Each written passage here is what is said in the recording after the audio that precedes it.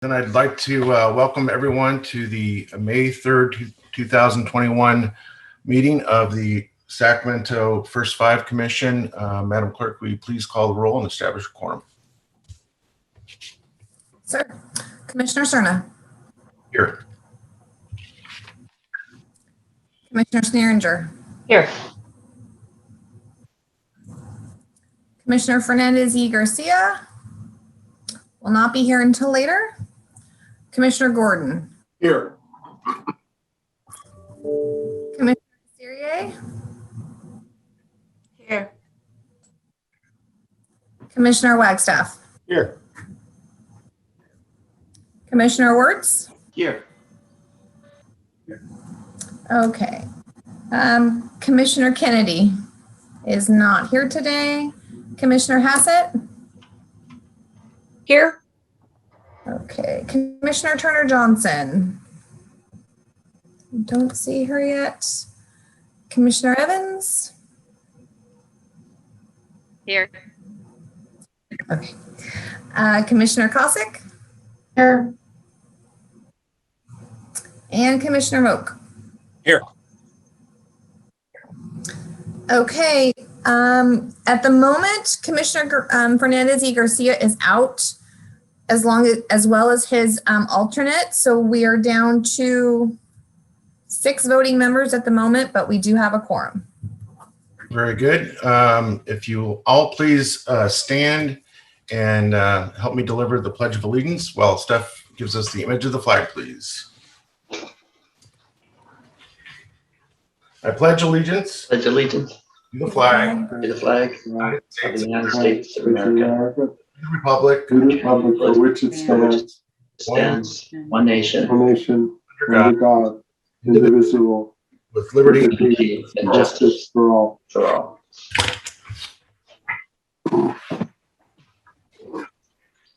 All right. Okay.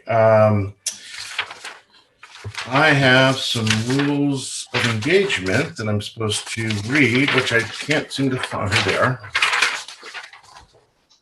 All right. We do have some rules of engagement. The following are the commissioner rules. Commissioners will be unmuted upon entering the Zoom meeting, and I ask that you mute yourself until you're called on to speak. Commissioners are encouraged to make comments or ask questions of staff throughout the meeting. Please use your raise hand button under participants when you would like to speak, and I will call you in order. Please lower your raised hand after you have been called on. Commissioners may see some questions pop up in the Q&A section. Please allow staff to answer those questions, as they will primarily be related to making public comment. And then we do have some rules for the public as well.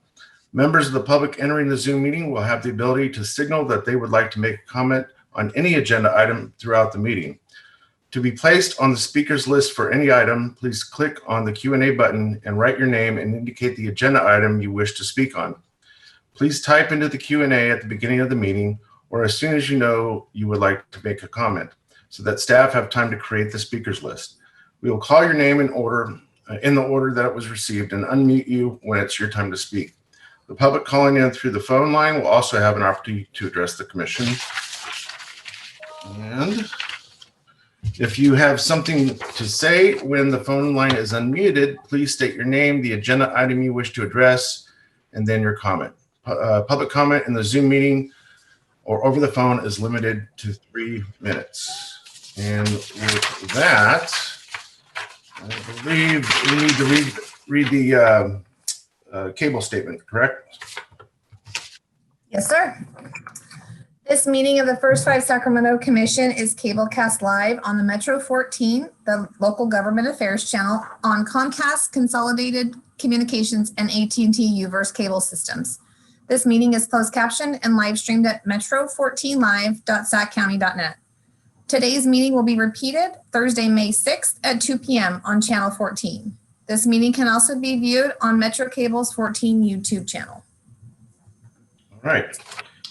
All right, with that, I believe we'll go on to our first item. Okay, item number 1, approval of March 1st, 2021 draft action summary. Okay, does any commissioner wish to cite any change or suggest any change to the action summary? If not, I'd entertain a motion. So moved. I'll second.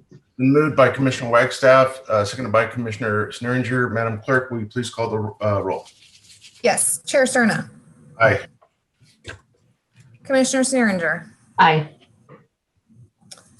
Commissioner Turner Johnson, Aye. Commissioner Gordon, Aye. Commissioner Caserier, Aye. Commissioner Wagstaff, Aye. and Commissioner Wirtz. Aye. Thank you. Motion passes. Very good. We're on to separate matters, and this is the public's opportunity to address the commission on any items not on the agenda. Madam Clerk, do we have anyone in the queue that wants to address the commission on items not on the agenda? We do not have anybody signed up to speak. Okay, very good. Then we'll go on to the next item, please. Item number 3, Executive Director's Report. Ms. Galelo. Yes, sir. Hello, everyone. Great to see you all. I'll just pull a couple of highlights from the report since we have a big meeting today. I'm sure you're all aware that there's going on right now at both the federal and state level in regards to the fiscal year 21-22 budget. Last week, the White House released its details of the $1.8 trillion American Families Plan. And it includes some key provisions for kids and families, such as free preschool, universal preschool for 3 and 4-year-olds, expansion of the affordable child care, 12 weeks of national paid leave, and an extension of the child tax credit. There is a fear that this American Families Plan is expected to have a bit of an uphill battle in Congress. So we'll certainly keep you posted as it progresses, especially related to those children and families pieces. Closer to home, the state budget is also tackling many of the same child and family related issues as the federal budget, including creation of new child care slots and rate reform for its leaguered and underpaid child care providers. Additionally, we're seeing proposals to end the sunset of Prop 56, specifically for the Medi-Cal rates. Those Medi-Cal rates are super important because they support developmental screenings, well child checkups, and preventive dental visits. So trying to keep those utilization rates high by paying providers additional dollars. And then the May revise is expected the week of May 10th. And at that point, then the legislature will work, shape and respond to the governor's proposals. Our association does have a meeting scheduled to talk, I believe on May 13th, which is when we think that the May revise will actually happen, come out.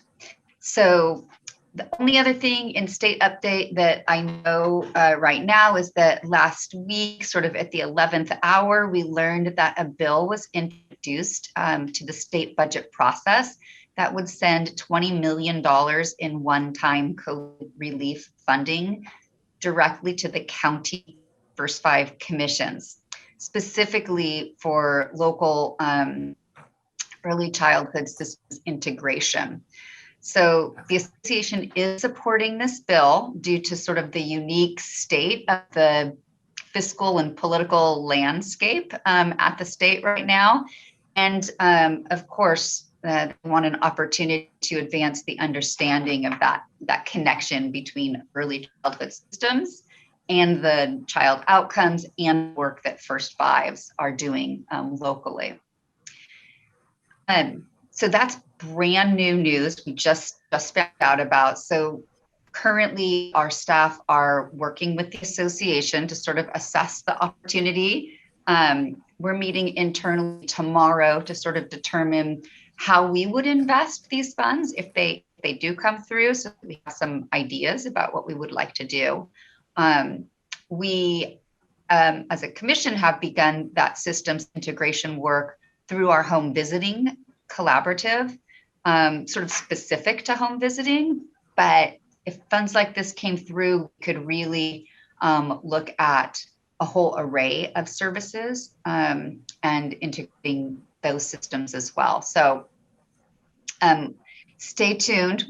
We don't know exactly how or when we're going to be advocating for it. We're still kind of finding out more information, but we'll certainly run it through a process when we know exactly what we would do with those funds. Really, this is Phil. Can I interrupt for a sec?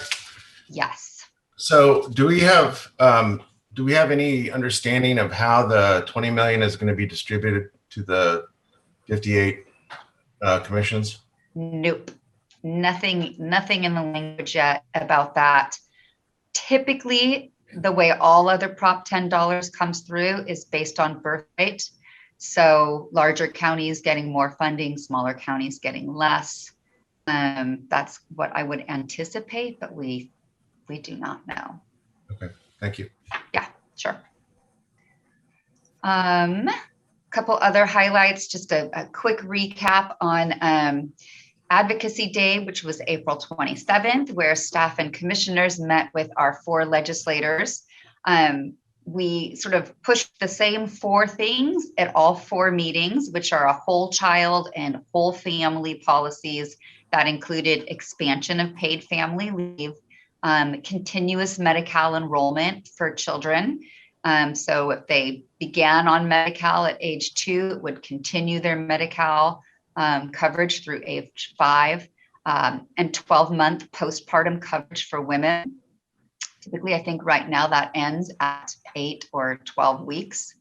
Child care reimbursement rate reform, again, something we've been hitting on hard, and support of the vape tax, which I've been telling you about, which now does include that 15% revenue for first fives. So I feel like we were heard, and the meetings went well. We always have to wait and see what happens. That may revise. I'd like to give you a quick update on our racial equity, diversity and inclusion. That work continues through our advisory committees and SOS committee. So we have prioritized 4 areas out of the 9 commitments that were made within the resolution on racial equity. The committees selected 4 to really focus on. And so we have been developing a work plan specifically on those 4 action items, and shared that work plan at the advisory committee meeting last month. Got some great feedback, and we'll now be bringing it to SOS committee. And then I had the pleasure of presenting our racial equity work through a statewide webinar hosted by Strategies TA, and that's a group of and that's an agency that provides technical assistance to all of the child abuse prevention centers and child abuse nonprofits throughout the state. So they're super interested in our resolution and the work that we're doing, and it was such an honor to describe what we are doing and to act as a support to others. So I've already follow-up conversations with folks, and it's a very proud moment. And then I just would wrap up my ED report with an update on our Community Connections grant program. We've had some great success here. As you know, we are culminating, that program is culminating on June 30th. That's as a result of our reduced funding for the next strategic plan years. Over the last 5 years, more than 60 parent-led groups have been funded by First Five to build social capital, to reduce isolation for families, and to provide family strengthening activities. Those things like literacy, arts, and cultural events, First Five has been actively looking for partners in the community that would continue to support a program and that encourages building relationships and civic engagement. And we learned last month at HealthNet through our current contractor, Lead for Tomorrow, will provide 1 year of funding for family WHOIs and for parent leadership opportunities. This is great. We're super excited. The family WHOIs, as you know, are small groups of parents that meet over 3 months. And that really helps build leadership at the personal and the family level. And then they're sort of taking it to the next level up to including contractors, members of the Home Visiting Collaborative and others to really build parents and caregiver advocacy efforts at the larger community level. So parents that participate in the trainings are going to receive a small stipend to recognize the value of their time and effort.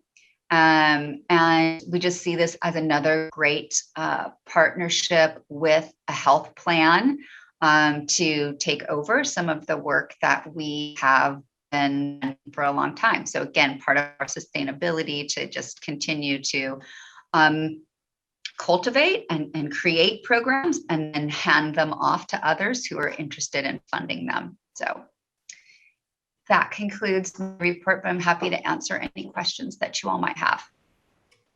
All right, thank you. Any questions for Julie?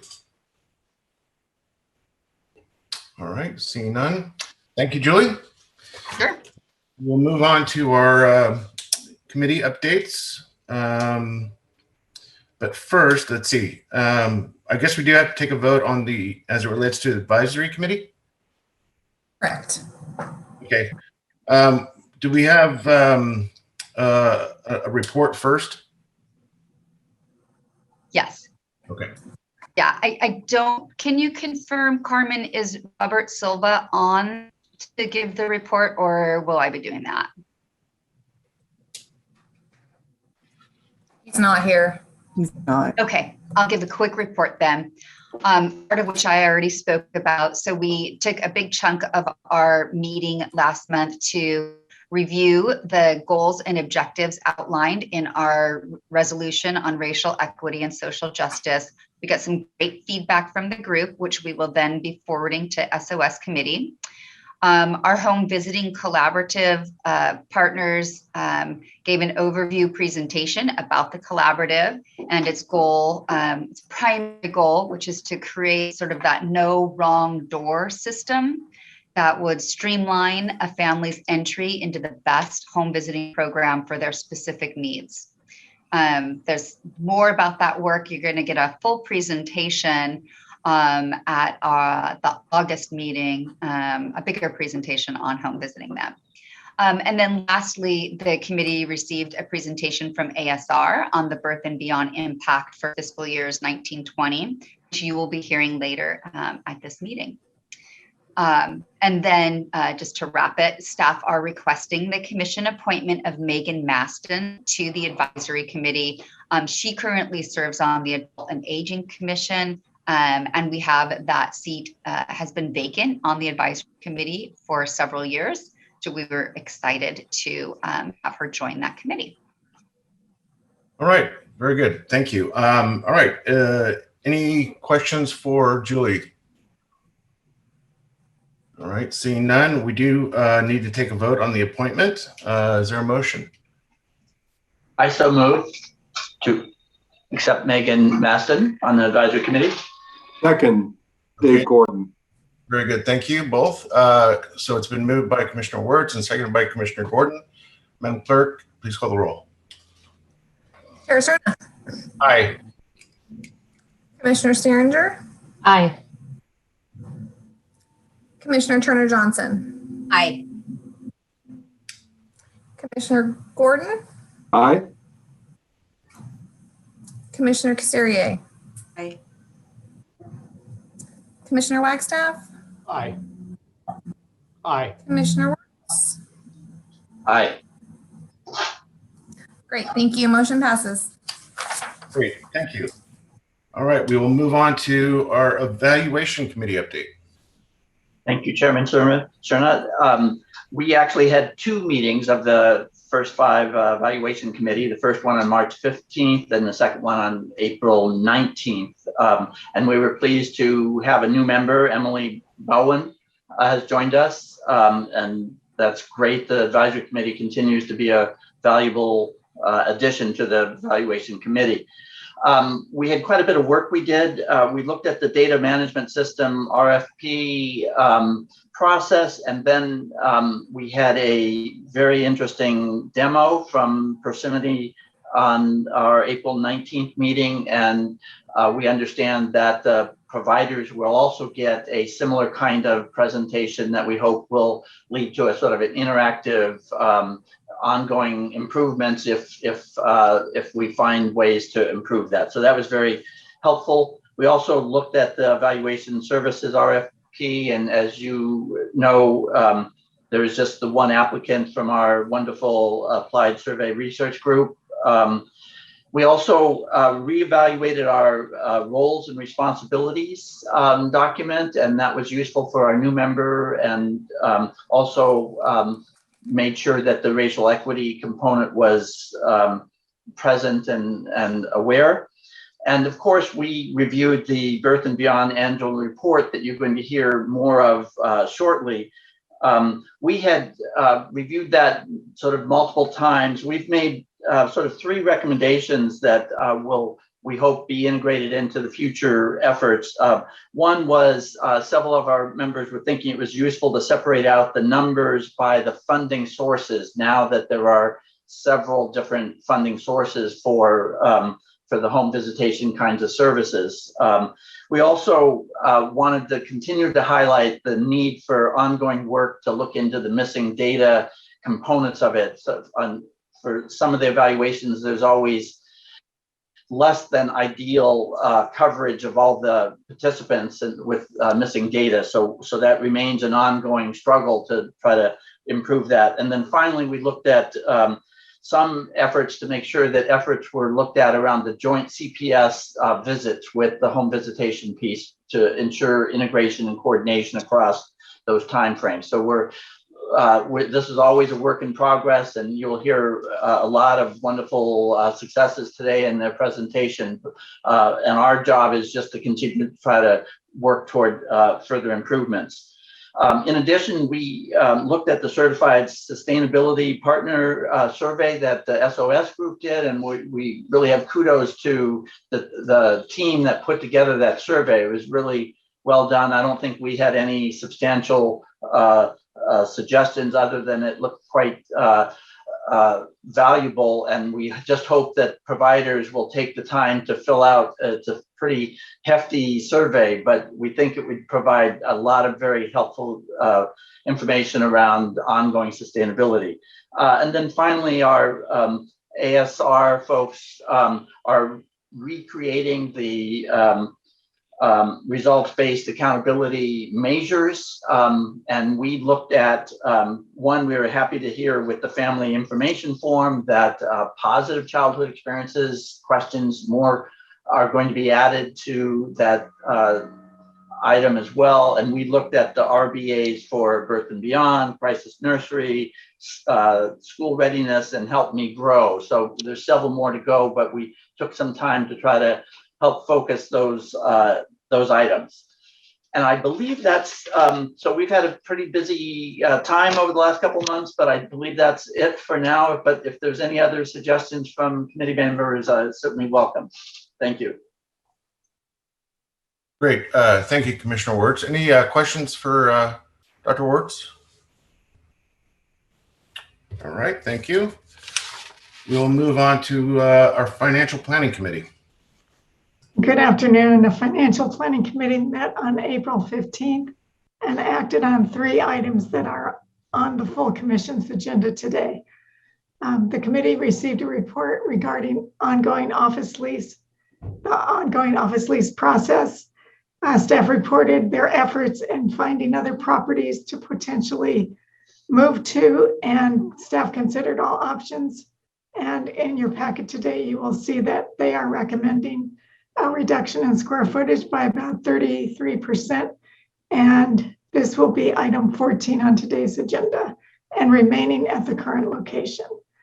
The committee also reviewed and approved the fiscal year 21-22 recommended budget, as well as the 10-year financial plan. And we recognized that this budget was prepared in accordance with the new 2021 strategic plan. That will be item 12 on today's agenda.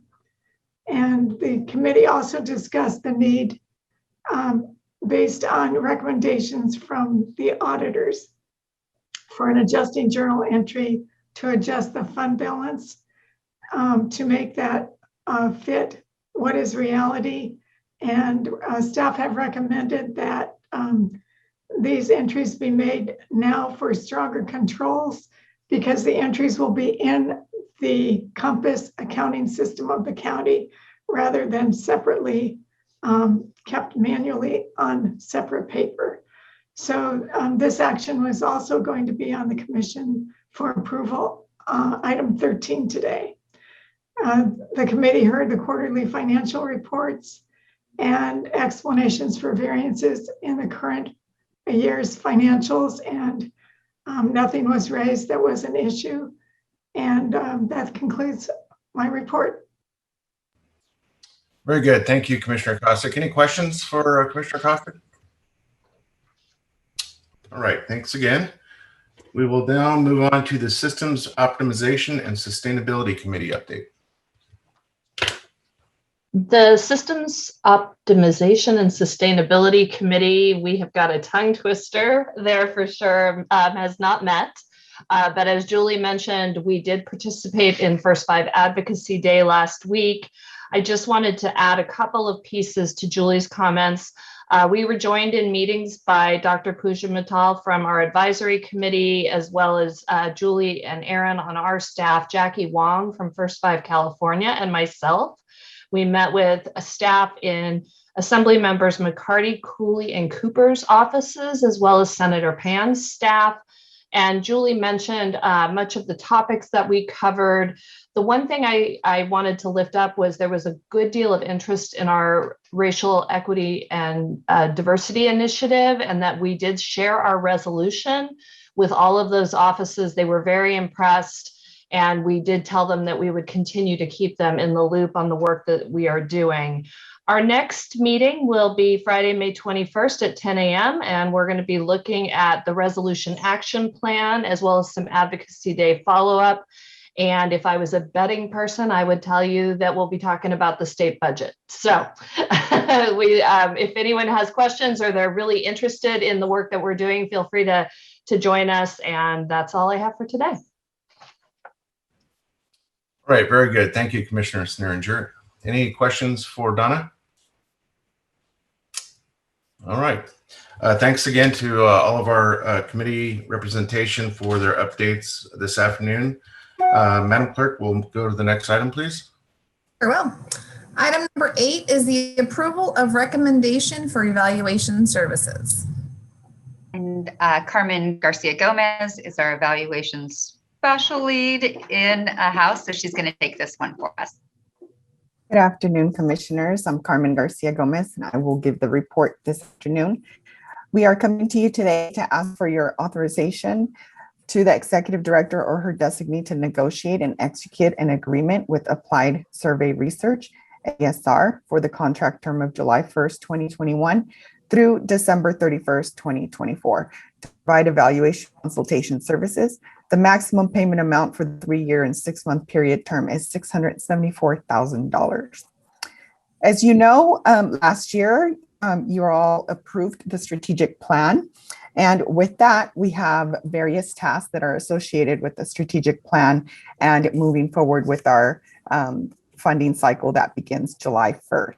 In addition to that, the Children and Families Act of 1998 requires that California's 58 county commissions submit an annual report to the First Five California State Commission. And we also have our own local evaluation efforts. Therefore, an evaluation consultant is necessary for First Five Sacramento to carry out the annual reporting requirements as required by the State Commission. And as we continue with our local evaluation efforts. We released a request for proposals, RFP, on February 11th of this year. And we had a deadline of March 19th at 5 p.m. Initially, the due date for the letter of intent was set to February 22nd. However, after only receiving one letter of intent, we extended the due date an additional 4 days and put in place additional outreach efforts. Although efforts were put in place to attract additional proposers, we only received one proposal, one letter of intent and one proposal on March 19th, 2021. In response to the RFP, the proposal was received from Applied Survey Research, and it was subject to a two-step review process. We had audits and/or organizational financial information were utilized to perform a risk assessment, and staff conducted an internal review of the proposal to ensure that it met the requirements and intentions of the RFP. We are recommending that the commission approve a proposal, a contract with Applied Survey Research for $674,000. We will work with Applied Survey Research to provide the proposed deliverables. They have proposed that they will present annual reports, the first 5 California annual report, our local first 5 Sacramento evaluation report, and a report presenting the findings addressing the commission's program to reduce African American child deaths. In addition, other very exciting activities are being proposed, which include the first 5 systems improvement and sustainability efforts, special studies on specific program areas, and Tableau dashboards, just to name a few. They will also provide technical assistance to staff and our funded partners. With that, the fiscal impact is that the commission's approval of the recommendation will award Applied Survey Research, ASR, with $674,000 for 3 years and 6 months of funding. And this amount is included in the approved spending plan and will be incorporated into budgets for fiscal years 2021 through 2025. And that concludes my report. All right, thank you, Carmen. Any questions of staff? Yes, Mr. Chair. Yeah, Commissioner Wagstaff. I raised my hand. I think I did that right. Anyway, just one question, Carmen. Thank you very much for the report, and I support the recommendation. But I did note with interest that you only got one application, one response. And that happens. I know that happens. But I was looking at the board letter. Could you say a few words about what effort is made to advertise for this? What the outreach effort is? It mentions here that you did outreach. Sure. In fact, you did some additional outreach. But could you say a few words about what that consists of? Yes, so we do have a listserv that we send it out to our current funded partners, and we ask that they share with possible interested parties. Our ED sends to her list, which includes first 5 EDs, and again, we ask that they share the information with other folks that may be interested. We post the first 5 association page, and we also posted on our LinkedIn account. Okay. And that's similar to what you guys, that's sort of your normal advertising approach? Yes, yes. Thank you. You're welcome. All right, I don't see any other hands. So I will assume there aren't any other questions. Madam Clerk, do we have anyone from the public in the queue to address this matter? We do not have anybody signed up to speak. All right, very good. So we do have this is an action item. We do need to take a vote. I will entertain a motion. I'm happy to move the item. Gordon? Go ahead. Gordon? I'll do the second. It's been moved by Commissioner Gordon, seconded by Commissioner Sneeringer. Madam Clerk, please call the roll. Sure will. Chair Cerna. Aye.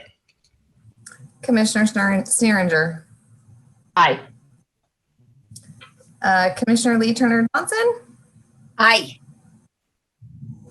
Commissioner Gordon. Aye. Commissioner Exterior, Aye. Commissioner Wagstaff, Aye. Commissioner Wertz. Aye. Great, thank you. Motion passes. Very good. Thank you. Next item, please. Next item, item number 9 is a public hearing. First 5 California fiscal year 2019-2020 annual report. Also to be handled by Carmen. Hi again. This is a public hearing for the first 5 California fiscal year 2019-20 annual report. This report covers the period of July 1st, 2019 through June 30th, 2021, which also happens to be the first year of First 5 California's current strategic plan period. The report provides a comprehensive overview of the state's programs and services and also includes fiscal and service data relating to the County Commission's collective result areas of improved family functioning, improved child development, improved child health, and improved systems of care. According to the annual report, First 5 California received $60.6 million, which is a reduction of 11% from the previous year, and county commissions received $242.2 million, also an 11% reduction from previous years.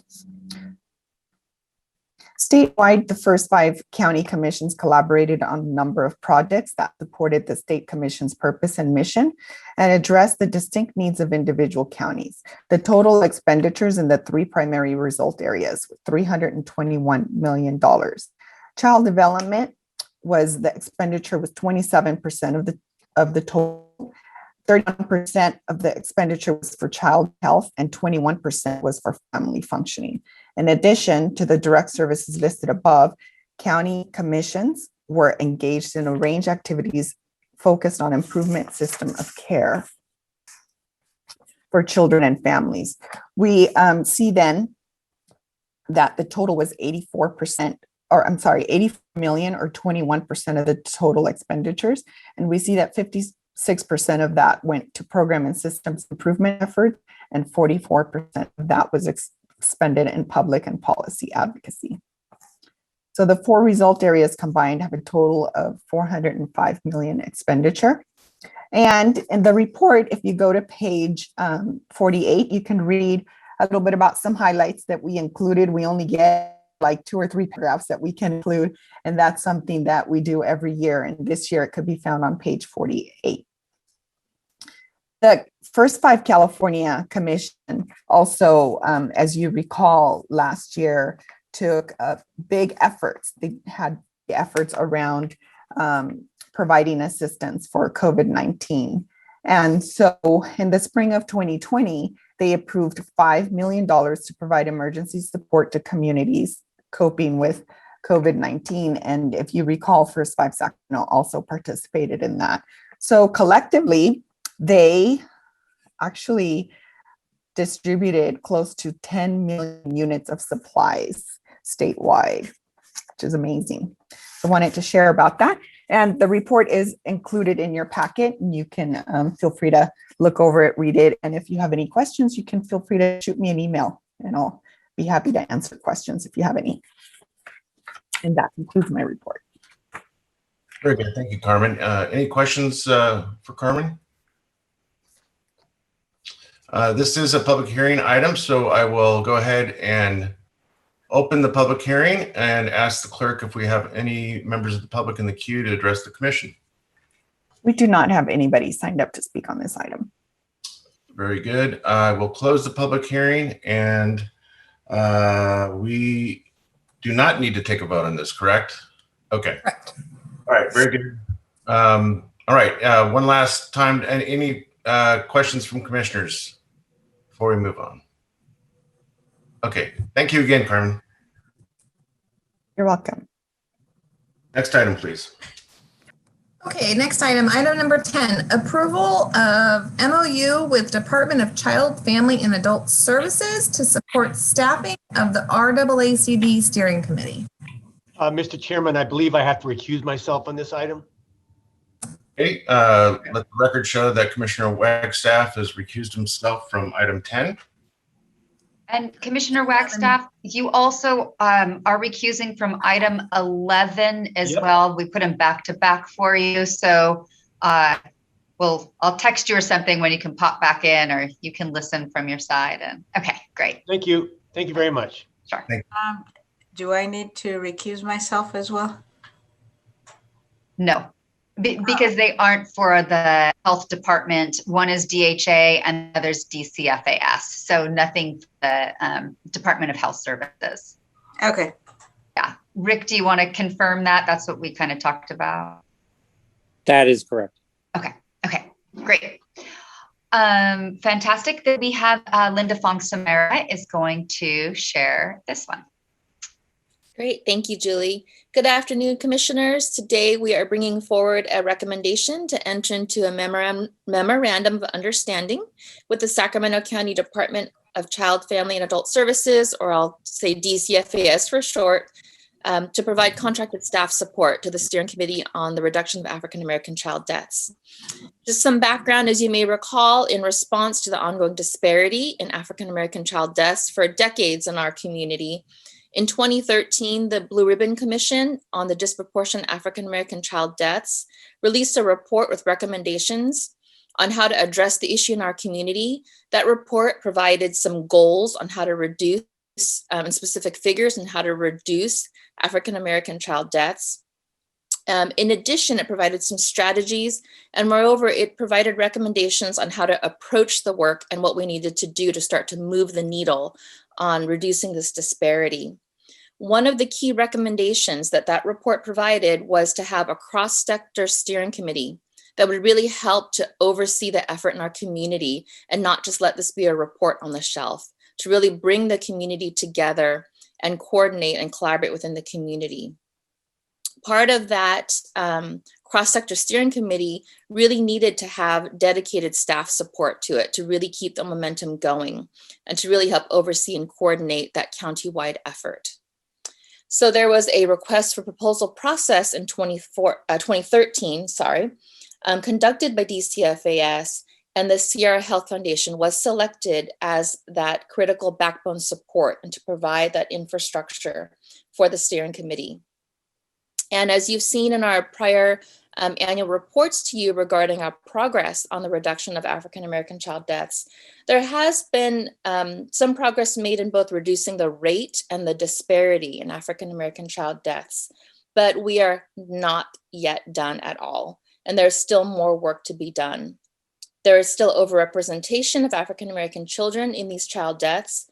For example, if you look at the 2016 Child Death Review Team reports, you'll see that African American children represented 10% of the child population, but 15% of all child deaths in Sacramento County.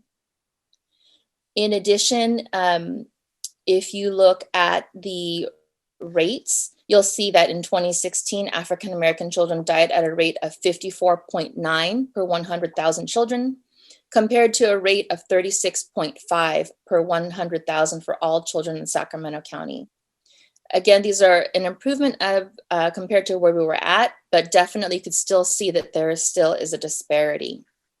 So with the work ahead, what we know is that the collective impact model is working. We've seen all of the data that supports that, and that having a dedicated backbone organization to keep the model moving forward is key. So Sierra Health Foundation has really created an infrastructure in our community.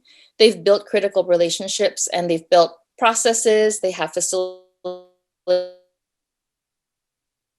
over the years.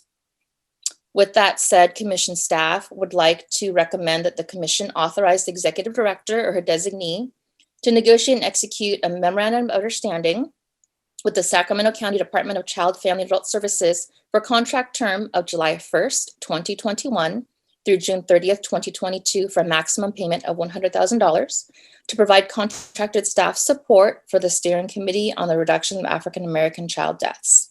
In addition, authorize the executive director or her designee to extend the agreement for 2 additional one-year terms from July 1st, 2022 through June 30th, 2023, and July 1st, 2023 through June 30th, 2024, and the maximum payment amount for each of the one-year terms is $100,000. Sierra Health Foundation did complete an application in response to a non-competitive request for application, and we will use that information to develop a scope of work in conjunction with our partners at DCFAS. With that, staff and representatives of DCFAS and Sierra Health Foundation are available to answer any questions you have. That concludes my report. Very good. Thank you, Linda. First of all, commissioners, any questions for Linda before I turn to representatives with Sierra Health Foundation? Any questions for Linda? All right, seeing none. I see Kendra is on, and I think Chet is also here. Kendra, would you like to go first? Right on. Thank you, everyone, commissioners and Supervisor President Chair Serna. We're super excited to continue our work with the Black Child Legacy Campaign. We know that it's saving lives. We've been a cornerstone of our COVID-19 vulnerable community impact, and continue to work with First Five and our hospital partners to grow and expand our services and our reach. And so this is really part of a hallmark opportunity to continue to do that and to put diversity and equity and inclusion in how we think about public health and the communities that need it the most. So just very proud and thankful to be able to continue the work. Very good. Chet, did you have anything you would like to say? No, all I want to add to this, Commissioner Serna, is my thank you to you and the other commissioners. As you know, we are going through some really challenging times, and vulnerable families and children are even more at risk. So we think the continuation of this work is about, yes, there being much more to be done, and two, being in some very troubling times, which we have to be extraordinarily vigilant to make sure we don't lose any of the progress that we gain. So really pleased to be working with First Five and appreciate the support of this commission. Very good. Thank you. And I'll speak on behalf of my colleagues here that we certainly appreciate all the strong leadership and thoughtfulness and implementation of what we all envisioned about 10 years ago. So much appreciation goes your way for doing such a wonderful job as a dedicated partner to Sacramento County and to this commission. With that, I will offer Ms. Chaos the floor if she'd like to say a few words. Good morning or good afternoon, everyone. I, like Chad, just want to say thank you to this commission for continuing to fund this effort. And this model is not only reducing African-American child fatalities, but it is helping our system move toward a more upstream public health approach that addresses social determinants of health. There's national dialogue about the child welfare system being reformed to be a child and family well-being system. And we are acutely aware we cannot do that work on our own. By the time kids come to us, they have been harmed. So the work that is being done through the Sierra Health Foundation, all the partners involved with the Black Child Legacy Campaign, plus all the programs that have started as a result of it, are instrumental and so needed in our community. I also think it is going to help address disparities and disproportionality in our system, in the child welfare system. Although we have made some improvements over the years, African Americans are still overrepresented at all levels in our system, from the community calling in to investigations to substantiations to removals and so forth. We have to serve families in our community differently. And I think this is a great model. So I'm happy that we can continue the work. Thank you, Michelle. Appreciate those words. Abigail, did you have anything to share? I don't think I can add to everything that everyone else has said, except for just that I've been, monitoring the contract for the last 5 years, and it's just been a real pleasure watching this project unfold and the community coming together. And I look forward to our future partnership. Very good. Very good. Thank you.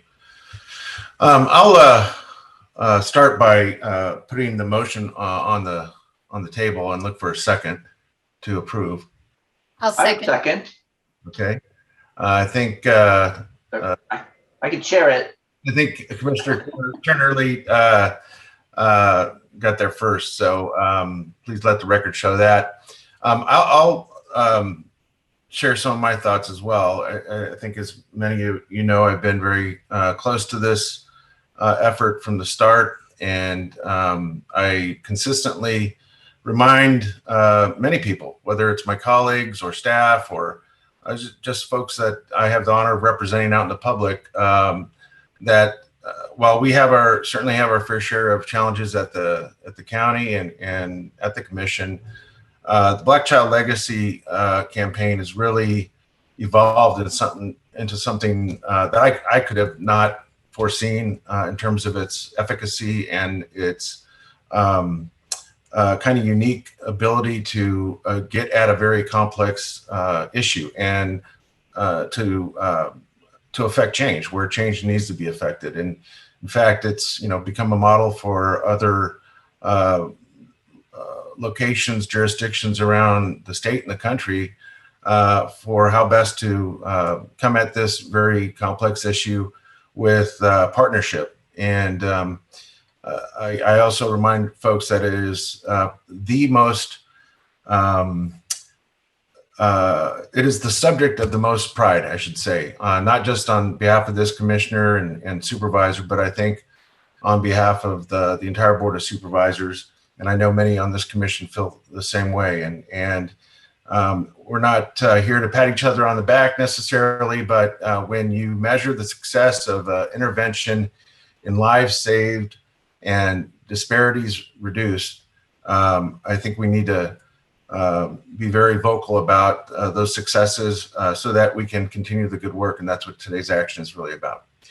So I want to thank everyone involved. Any other commissioners wish to make comment? Yes, sir, not just one quick comment to just highlight the value of the inner cooperation between First Five and the Black Child Legacy. First Five has all of these incredible programs of services that have partnered with the community mobilizing efforts, and together that kind of collective impact approach is really demonstrating jointly those kind of effects. So I think it is really a mark of leadership and collaboration that this represents. And I just can't help but highlight it, and we all know the value of this to our community. So thank you. Thank you, Commissioner Wirtz. Any others? Yeah, I'll just, as Dave Gordon, I'll just say a brief word and just I intend to abstain on the vote because I serve as a member of the board of Sierra Health Foundation. But I just want to echo what Chair Cerna said, because I think this has been an extraordinary, not just delivering of services and people benefiting from the services, but an empowerment of the community to deliver the services themselves and take ownership of the services and grow leadership and participation in the work. And I think that's one of the biggest innovations that I think we can and should continue in all of the county services as we move forward. So congratulations to Chad and Kendra. Your implementation of this has been amazing. So thank you. Thanks for those words, Commissioner Gordon. Dr. Kasiri, I think I saw your hand up. Yes, just wanted to echo what you've all said. I think that one, of course, the success of this endeavor is quite evident, but it's also important, as Michelle pointed out, that we continue this work.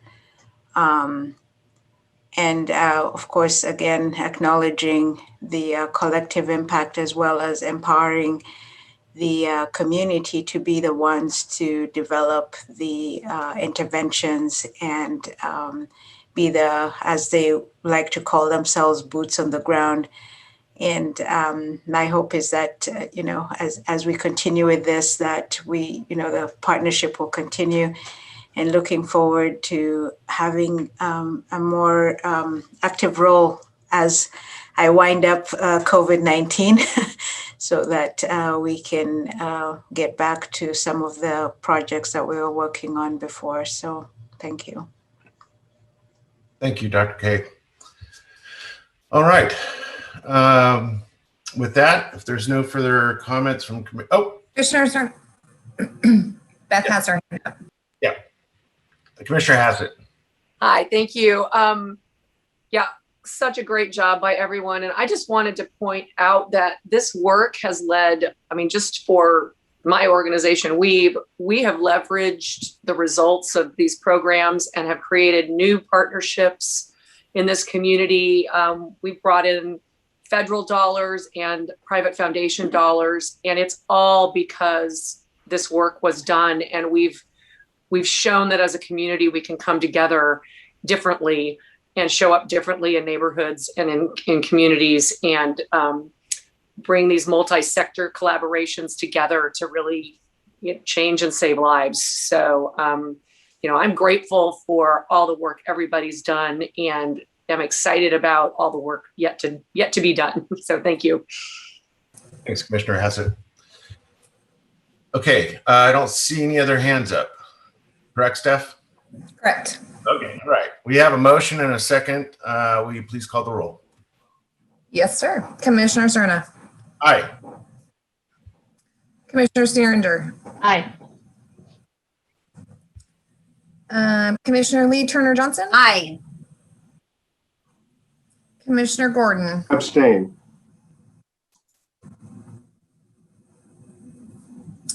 Commissioner Casirier. Aye. And Commissioner Wagstaff's recused. Commissioner Wirtz. Aye. Motion passes. Good. Thank you all. All right, next item, please. Okay, item number 11, approval of the revenue agreement and contracting authority for the Calworks home visitation program.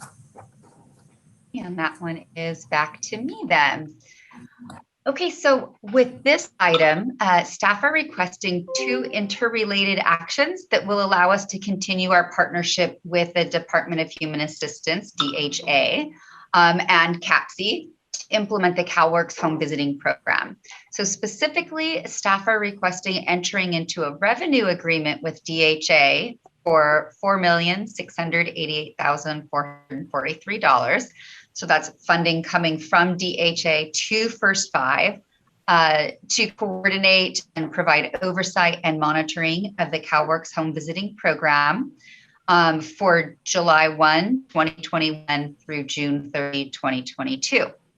And the second half of this is a expenditure contract, because the majority of these funds, $4,448,443, would then be contracted to CAPC to provide the direct services, those direct home visiting services through the 9 family resource centers known as Birth and Beyond.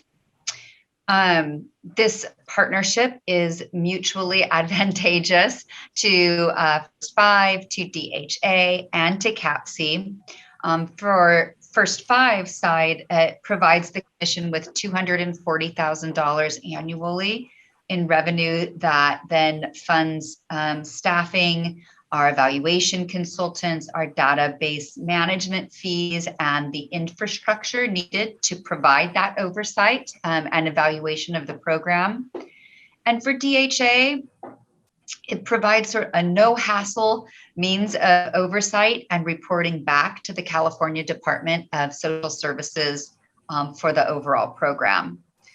And then for CAPC, on their half, it results in streamlined monitoring and reporting. And for all of us, it provides this a way to see this big picture about how funding from all the various funders, all the various sources is impacting the total set of families who receive services through Birth and Beyond. And that presentation is coming up on the agenda so that you can see in one place how all the funding has improved the lives of kids in our county. So in closing, I would recommend that you all approve the revenue and expenditure agreements that would allow us to continue serving Calworks families with these critical home visiting programs. And I'm happy to answer any questions that you all might have about this item. Thank you, Julie. Any questions for our Executive Director? Steve has his hand up. Okay, Commissioner Wirtz. Thank you, Commissioner Cerna. Just a quick question, Julie. This system, data system, will allow for a separate breakout of the funding sources, numbers, and services and outcomes. If and when we want that as well, correct? It does. So it was modified when Calworks Home Visiting first came through a couple of years ago. And so any family entered into Persimmon now, one of the first questions is it a Calworks family? Is it a First 5 funded family? Or is it a DCFAS funded family? Because those would be the 6+ kids. So we can absolutely look at it together and separately. And again, this is like such a great example of our partnership with other county departments around sustainability of First 5 and building our infrastructure and allowing us to maintain staff even as our operating budgets decreased by 20%, 25%. We've been able to maintain the right amount of staffing for all of the various services. Thank you, Julie. Any other questions for Ms. Galelo? All right. Do we have any members of the public staff signed up to speak? We do not have anybody signed up to speak. I'm sorry about that. Okay, very good. We do need to take a vote. Is there a motion? I move we adopt the recommendation. It's been moved by Commissioner Sneeringer. There's a second. The chair will. I'll second. All right, I think I beat you. That's fine. All right, and Madam Clerk, please call the roll. Chair Cerna. Aye. Commissioner Sneeringer. Aye. Commissioner Fernandez E. Garcia, I see you popped in. Did you hear enough of this to vote, or would you like me to go to your alternate? I did not, and I'll let my alternate vote for me. Thank you. Okay. Commissioner Turner Johnson. Aye. Okay. Commissioner Gordon. Aye. Commissioner Casirier. Aye. And Commissioner Wirtz. Aye. Great. Motion passes. Thank you. Very good. And Commissioner Fernandez C. Garcia, the hair's coming in nicely. We'll go on to the next item, please. Item number 12, public hearing, approval of the fiscal year 21-22 recommended budget and 10-year financial plan. Good afternoon, commissioners. My name is Eric Harold. I'm the Chief of Administration for First 5 Sacramento Commission. So welcome to the first budget year of the 2021 strategic plan. This is the recommended budget for fiscal year 21-22. During the planning process, a strategic planning committee was formed and worked for a year and a half to identify priorities and funding levels for each of those priorities. This process culminated with the plan being approved by the commission and authorizing over $40 million in expenditures over the course of the next 3 years. Additionally, the commission approved a step-down approach to spending, recognizing that the reserve fund could not sustain the current level of spending indefinitely. The step-down approach was to apply a series of funding reductions in 3-year increments until only current year revenues fund the services with no financing from the reserve. This approach was adopted in lieu of a one-time giant cut. The strategic plan, along with the implementation plan, which adds spending detail to the strategic plan, really makes the budget a prescriptive process. So basically, it's here's what you want me to do, and I just put it into the forms for the county. This recommended budget captures the implementation plan figures and other actions taken by the commission, such as Calworks, and presents it in the county's budget request format. With that, I'll get started by reviewing attachment 1 in your packet, which is the budget highlights for fiscal year 21-22. And let me go ahead and see if I can share my screen.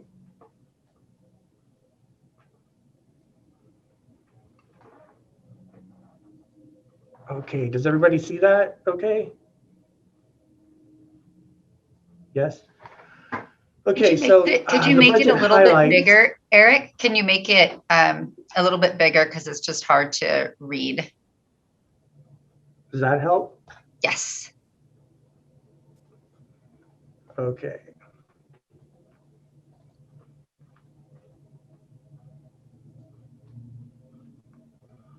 So under attachment 1, the budget highlights, you can see that we have about $19.8 million in expenditures. Can I interrupt? Your screen seems to be too big, or it's somehow cut off. We're only here just happened to it. Yeah. Maybe Oh, you mean at the bottom?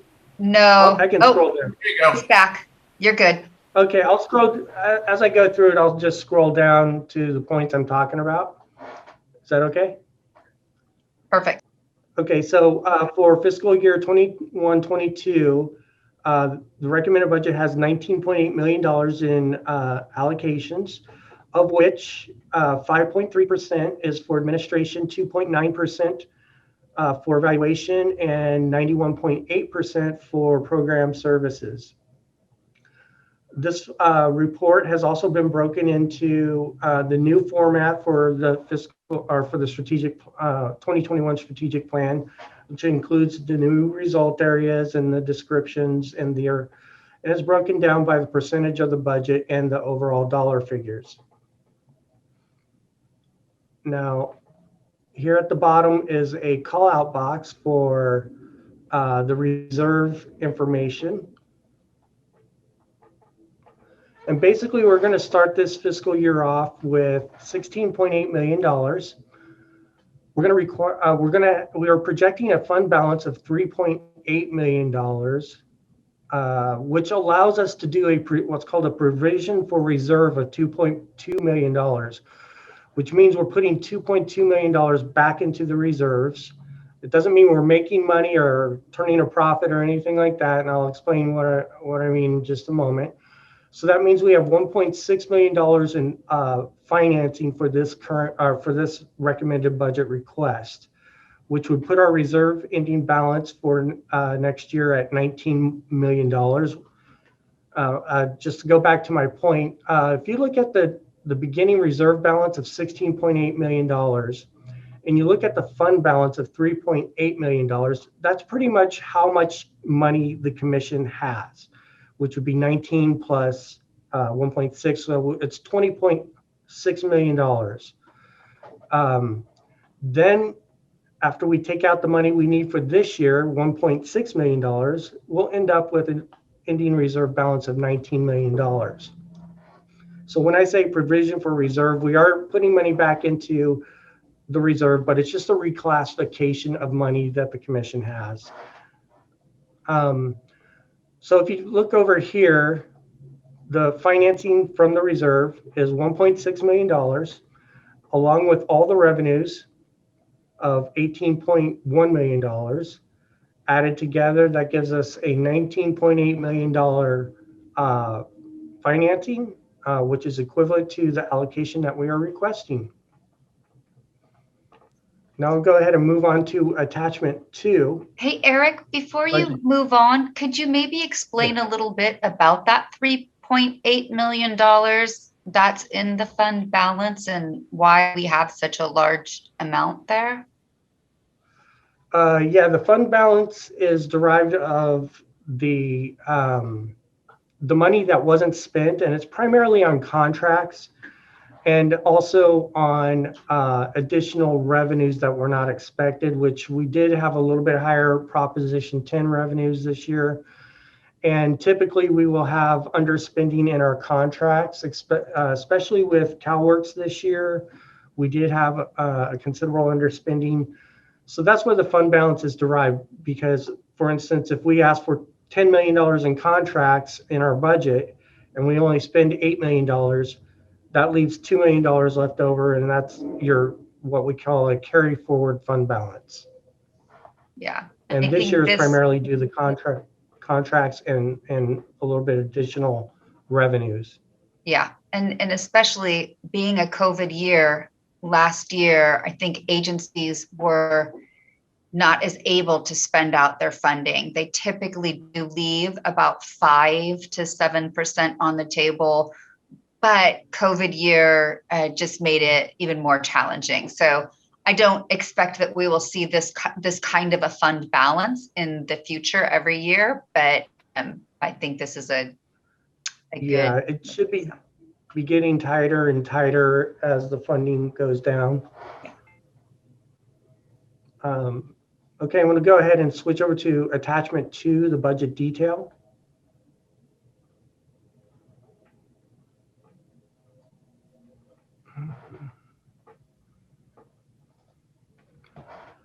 Okay.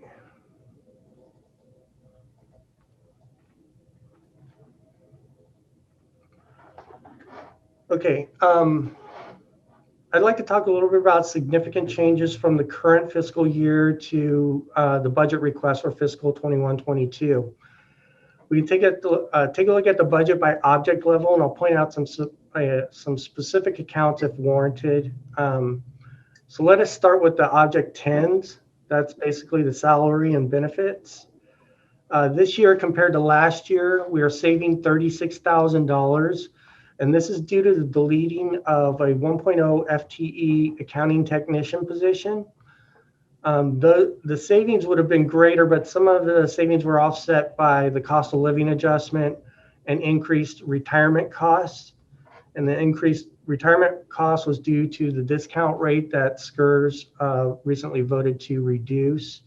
Discount rate is basically how much they anticipate earning on the investments for retirement, and they reduce that amount so that the costs go up for the county.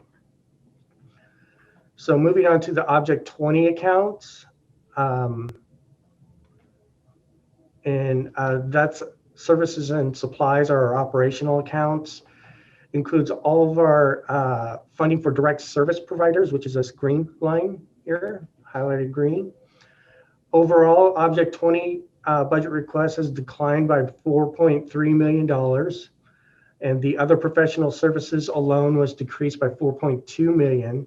This is the account we pay our contractors out of and was reduced according to the approved implementation plan. And we'll go on to the revenues. In object 90 revenue accounts, I'm anticipating about $730,000 increase, which is attributable to higher than anticipated Prop 10 disbursements we received the last couple of years. And those were really specific to the amount of backfill that Proposition 56 has been paying. It was increased over the last couple of years above what we were expecting. So normally I use the projections provided to us from First 5 California for our revenues on Prop 10. And because of the last couple of years increasing or coming in higher than what was projected, I've went ahead and increased our Prop 10 above the state projection. Okay, we'll go ahead and move on to attachment 3, which is the 10-year financial plan. I can stop sharing.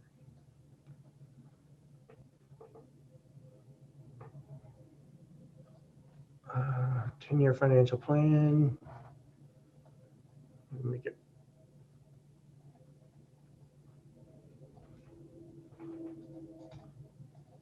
Okay.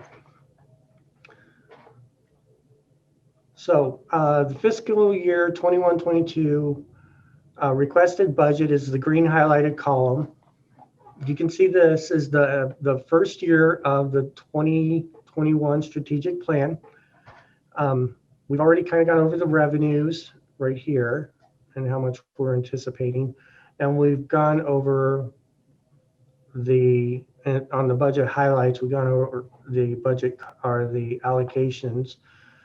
I'd like to call out the total expenses are $19.8 million, $19.8 million.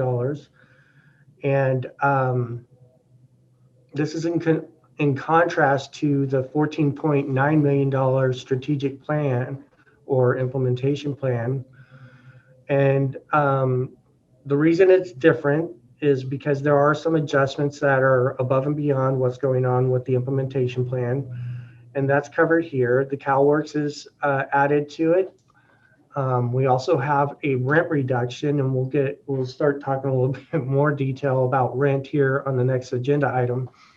But the way the budget works in the county is I am told many times how much to put in my budget from other departments that kind of oversee those activities, such as the rent.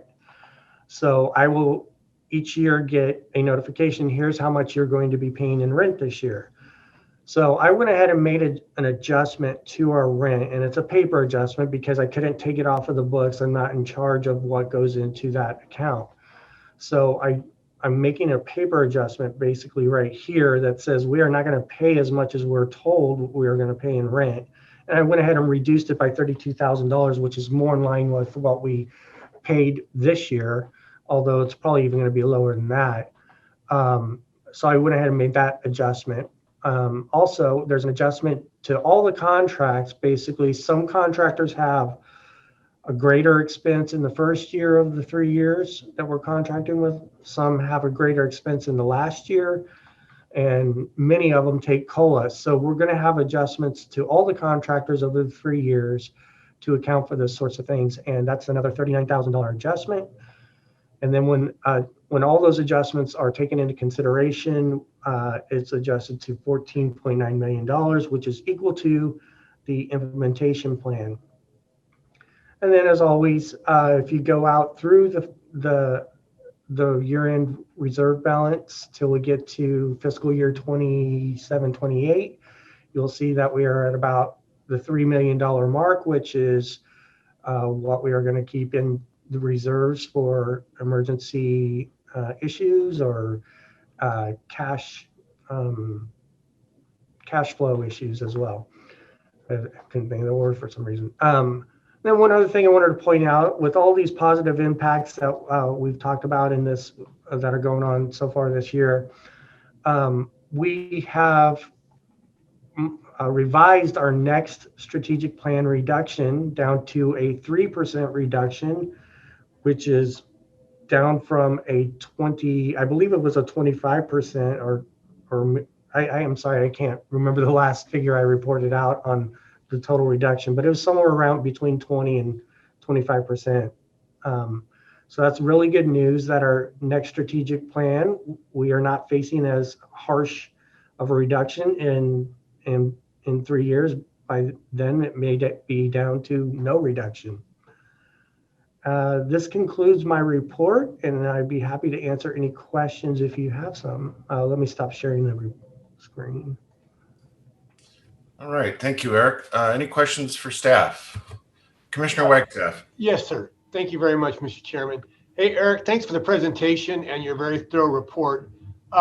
Just a question. I want to make sure I understand what's going on with tobacco tax revenues, okay? Because I've heard different things. And in your board report, in your commission report,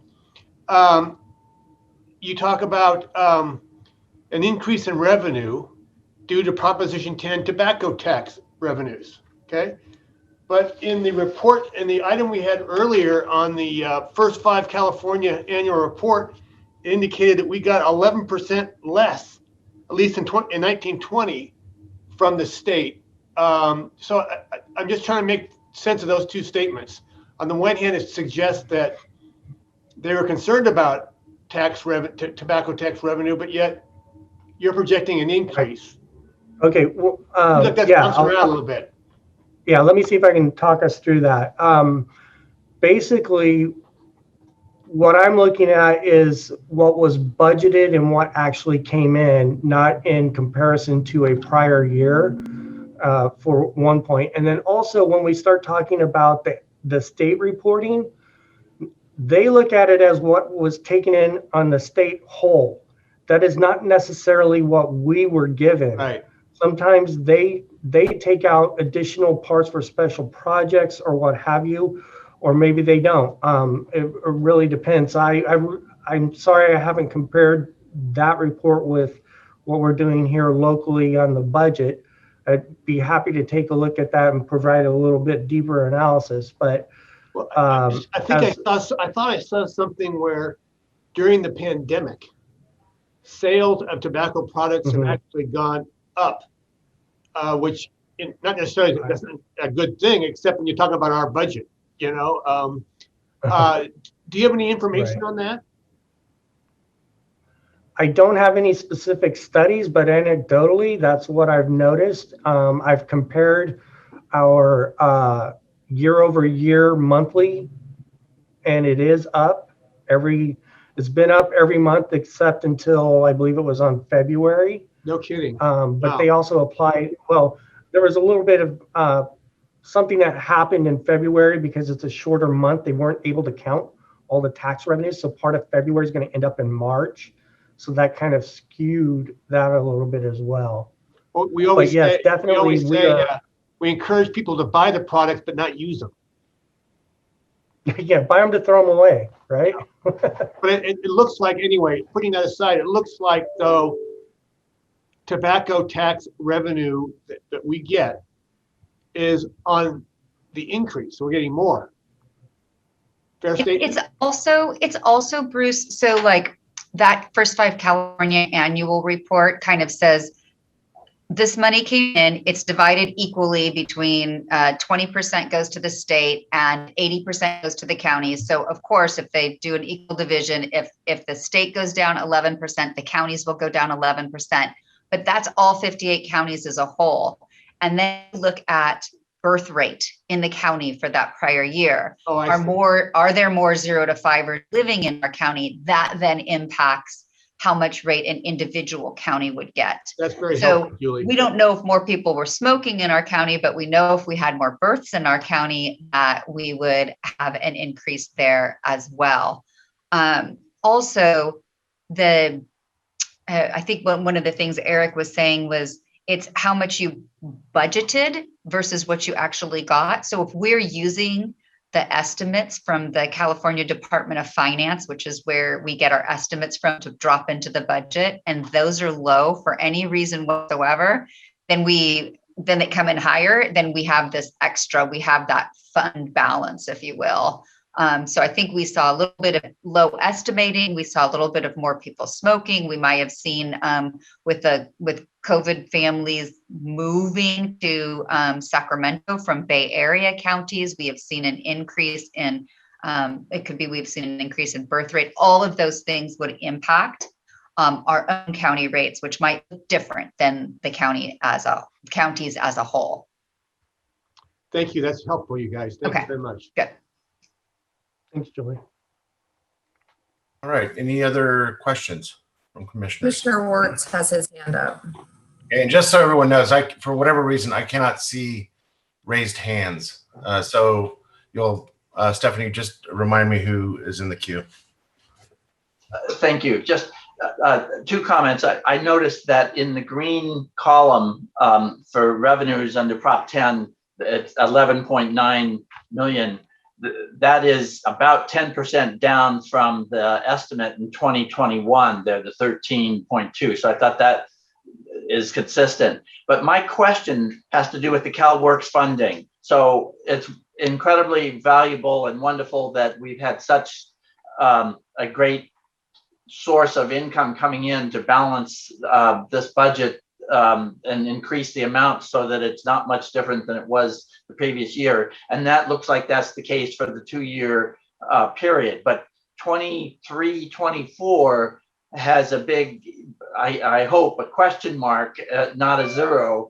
But if not, we would have a major crash in funding around the home visitation system. So can you just speak to that issue about thoughts?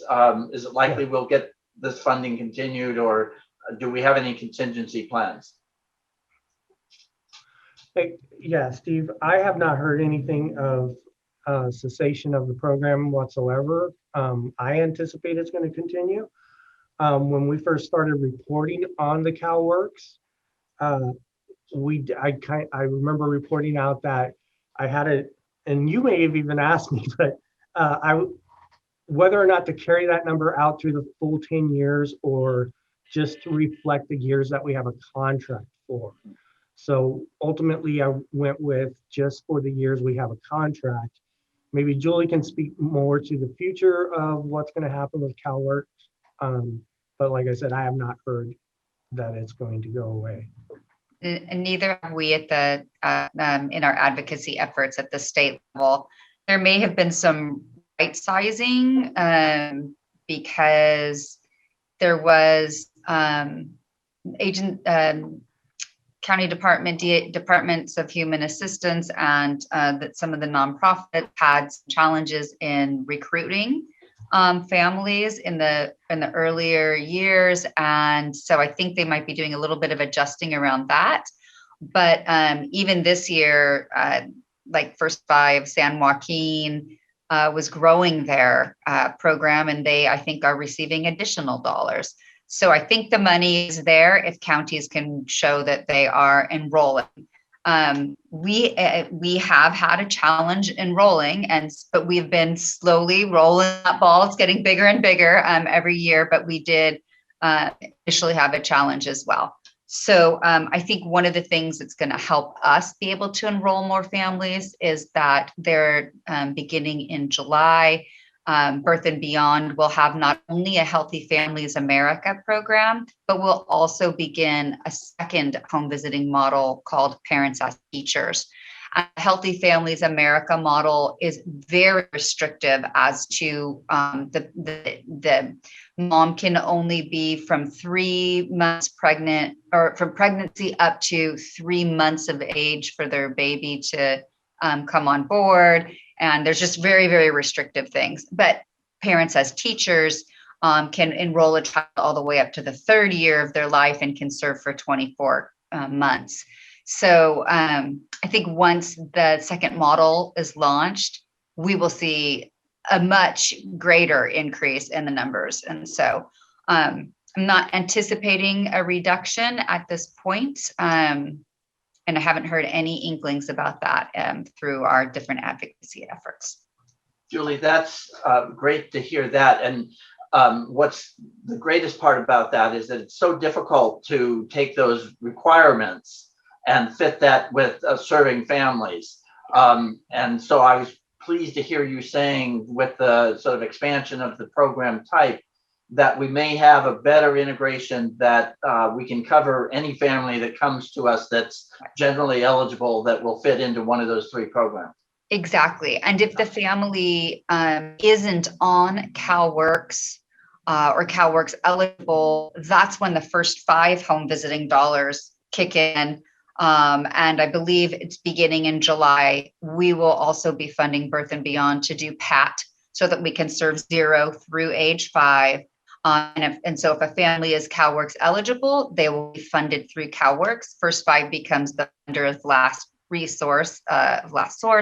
And then any child 6+ is then funded by DCFAS. So we still have that full continuum of service with multiple models to select from. And for our 2 family resource centers, with our Black Child Legacy funding, they are even putting in new models for parenting education called Effective Black Parenting, which is an evidence, a promising practice or evidence-based practice. So we are expanding those options for families and guaranteeing that any family with a child 0 through 17 right now can find a home visiting program if needed.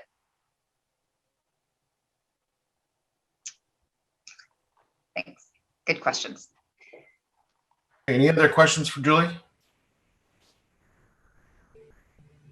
Nope. Okay.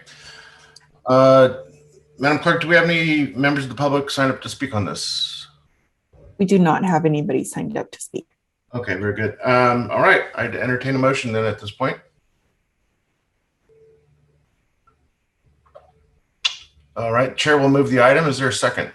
Second. Seconded by Commissioner Wagstaff. Madam Clerk, please call the roll. Yes, sir. Chair Cerna. Aye. Commissioner Sterringer. Aye. Commissioner Fernandez y Garcia. Aye. Commissioner Gordon. Aye. Commissioner Casirier.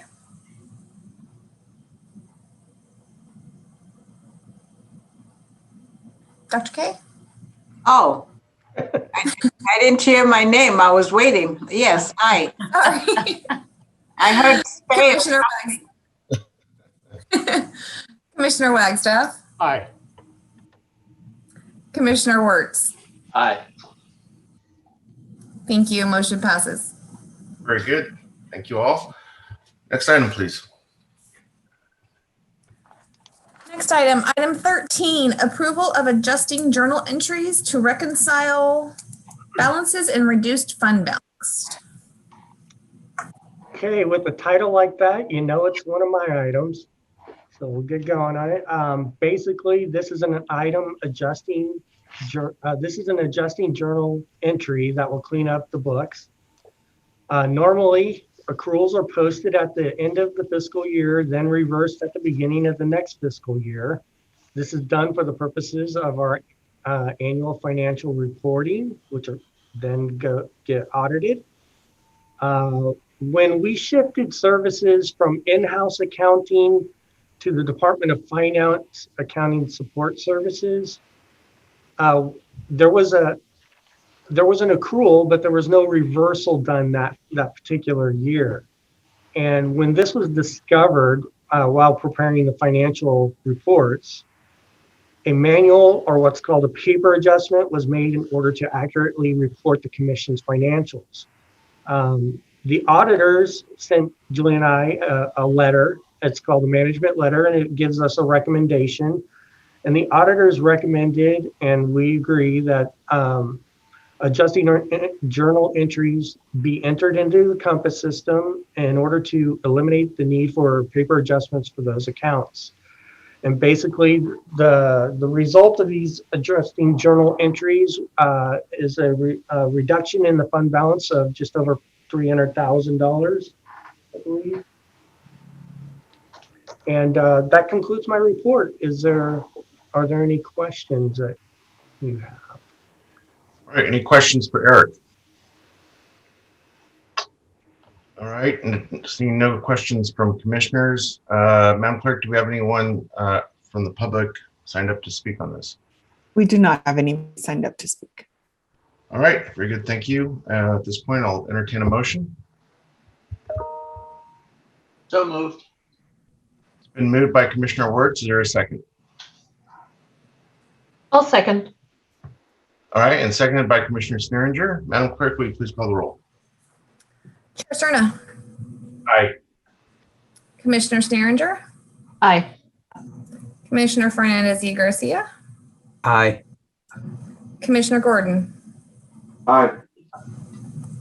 Commissioner Casirier. aye. Commissioner Wagstaff. Aye. Commissioner Wirtz. Aye. Thank you. Motion passes. Very good, thank you. Everyone. Can you please call the next item? Sir, item number 14, approval of lease agreement for First 5 Sacramento office space. Great. Okay. It's an exciting one. Staff are recommending approval of a new lease agreement that would provide commission staff with office and meeting space for an 80-month period beginning August 1st of this year. If approved, that would mean that our First 5 staff remain in our current lease space, but with a significantly reduced footprint that would basically right size our staffing needs now and moving forward. After an extensive search for a facility with reduced space and reduced lease costs, our current landlord came in with an offer that we just simply could not refuse. We will be eliminating 1/3 of our office space. We're going to reconfigure the remaining space to accommodate fewer individual offices by creating what we're calling hoteling space, where it's a flexible space for staff to come in and out. We will improve the overall environment of the building by building out a glass wall in our conference room. For those of you who spend any deal of time in our conference room, there's no windows, there's no light, and if you're in there for long periods of time, it can be a little bit depressing. So having glass walls that look out into the other glass windows leading out to the outside will allow for a lot more light to come in. We will also have new paint and new carpets installed. I think the refresh and the new layout should really make the office more pleasant for staff and for those visiting us. And we would maintain our break room, our IT room, our storage space, and that large conference meeting rooms. So taking us down by about 1/3. So we were at about 6,000 square feet. This puts us right around 4,000 square feet. The negotiated lease includes 8 months of free rent, which we're pretty excited about. And we negotiated then the elimination of common area maintenance fees. So when all is said and done, we anticipate saving about $67,000 a year on leasing costs as compared to our current lease rates. And those funds, which hold on to your hat, they total $445,000 over the 80-month period, would be returned to the Commission's reserves for our future investments to direct services for kids and families. So with all of that, staff are requesting approval to execute the lease immediately so that those tenant improvements can be begun now so that they can be completed by the end of July and get it into our new space for August 1st.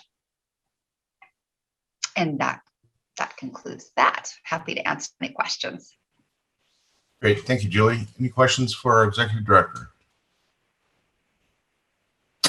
That wasn't part of the plan, was it, to reduce space and reduce costs? That's just, you saw an opportunity to do that? We did. So that's pretty amazing. You know, I think it's good for people to hear that and acknowledge that you keep finding ways to put more money into the services for children and families.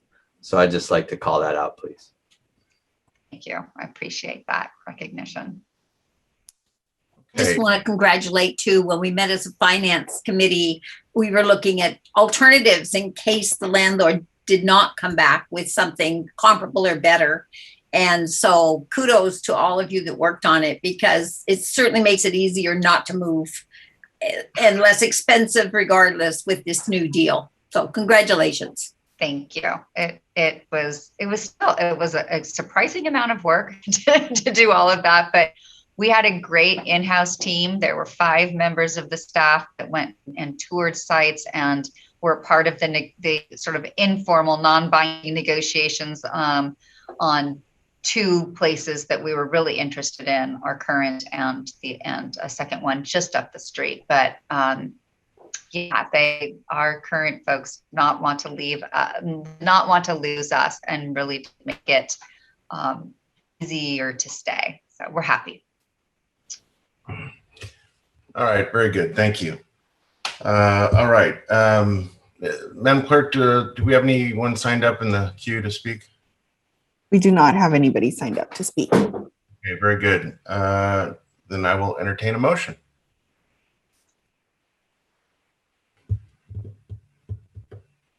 I'll move approval. It's Dave Gordon. All right. The item has been moved by Commissioner Gordon, seconded by Commissioner Wagstaff. Madam Clerk, please call the roll.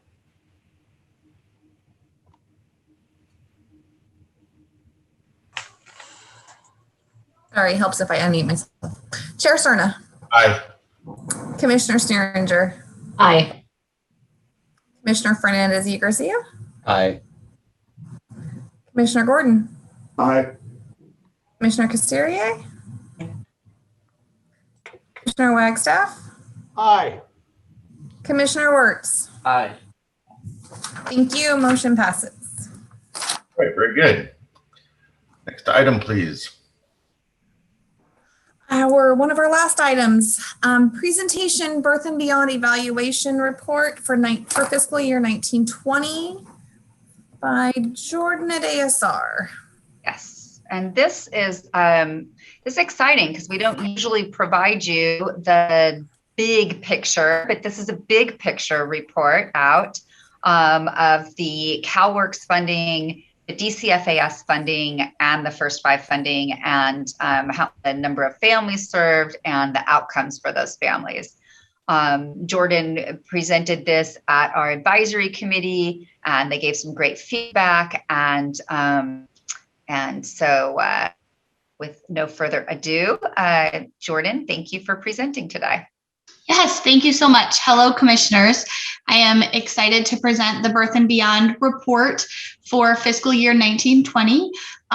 Before I get started, I just wanted to lay out the parameters of what this data really is showing. So Birth and Beyond is funded by First Five Sacramento, but also by DCFAS in a partnership. So that First Five covers children aged 0 to 5, and then DCFAS covers those who are 6 to 17. So this report encompasses both of those age groups. In the annual report for First Five Sacramento, you can find the specific 0 to 5 data if you are interested in that. I first, before getting into the numbers, want to make sure that we make mention of the fact that this year that I'll be reporting on was certainly impacted by COVID-19 for the second half of the fiscal year.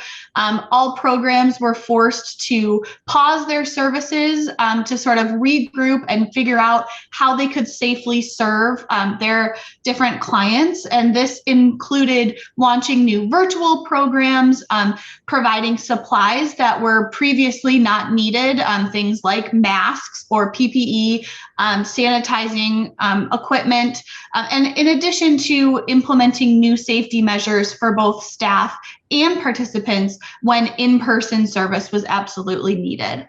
So please keep this in mind for the rest of the report, as the numbers may have been impacted because of COVID-19 and moving forward in subsequent reports. To look at just the overall reach, this is overall across all of Birth and Beyond services. They served over 5,600 parents, and the average number of direct service for client was just about 6 hours participating in any Birth and Beyond program. Also still remaining with the lens of looking at the entire Birth and Beyond system as a whole. These were how many referrals overall were given to the top different sectors of referrals. So the most common was health, followed by Safe Sleep Baby, a program to increase infant safe sleep, and then followed by crisis nursery. Next, I will talk about each specific program that Birth and Beyond offers individually. The first is called Enhanced Core. It provides light touch services that can be used in combination with more intensive services or on their own if families are not in need of the intensive services. Some examples of Enhanced Core services are things like parent support groups or stress relief events. Quite often, children are offered play care services, so their parents can attend their event, and then children can be taken care of as well by professionals. So you can see that almost 3,000 parents were served.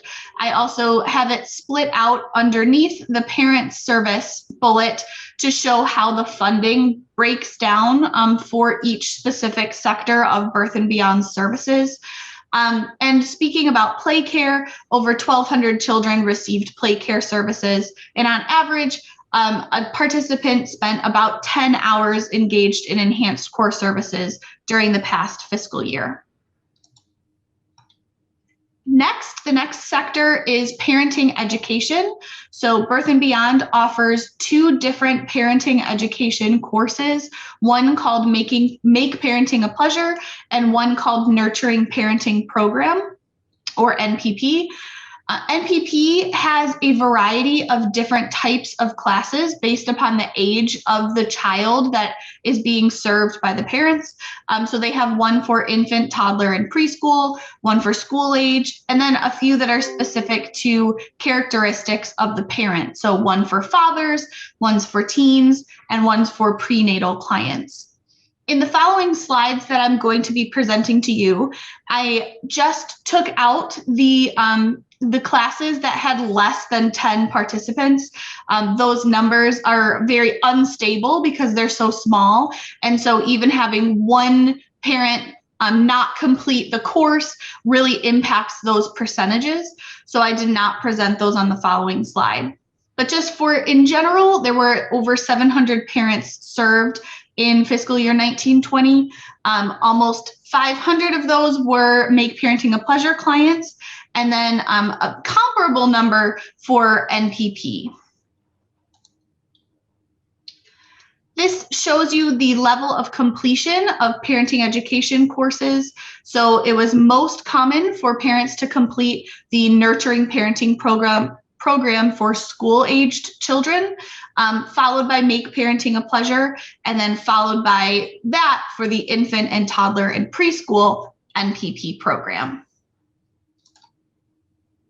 In all of their parenting education classes, they measure increases in parenting knowledge, confidence, and attitudes before they begin the course and after they've completed.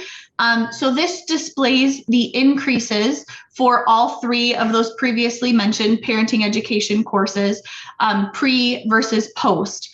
You can see that all 3 of them demonstrated quite substantial increases. These all were statistically significant at P is less than 0.001. So very strong associations of increase here. The most intensive program that Birth and Beyond offers is their home visitation program. So this pairs a home visitor who comes on a weekly basis to the parent's home and provides a variety of services that are mainly case management related and goal setting. So in this past fiscal year, over 1,700 parents were served in the home visitation program. And this was a similar amount for in 1819 as well, similar numbers. In the home visitation program, they assess their parents right at the very beginning at intake to measure their risk for child maltreatment. And based upon their AAPI score, so that's Adult Adolescent Parenting Inventory score, they are ranked in different levels based upon their risk for child maltreatment.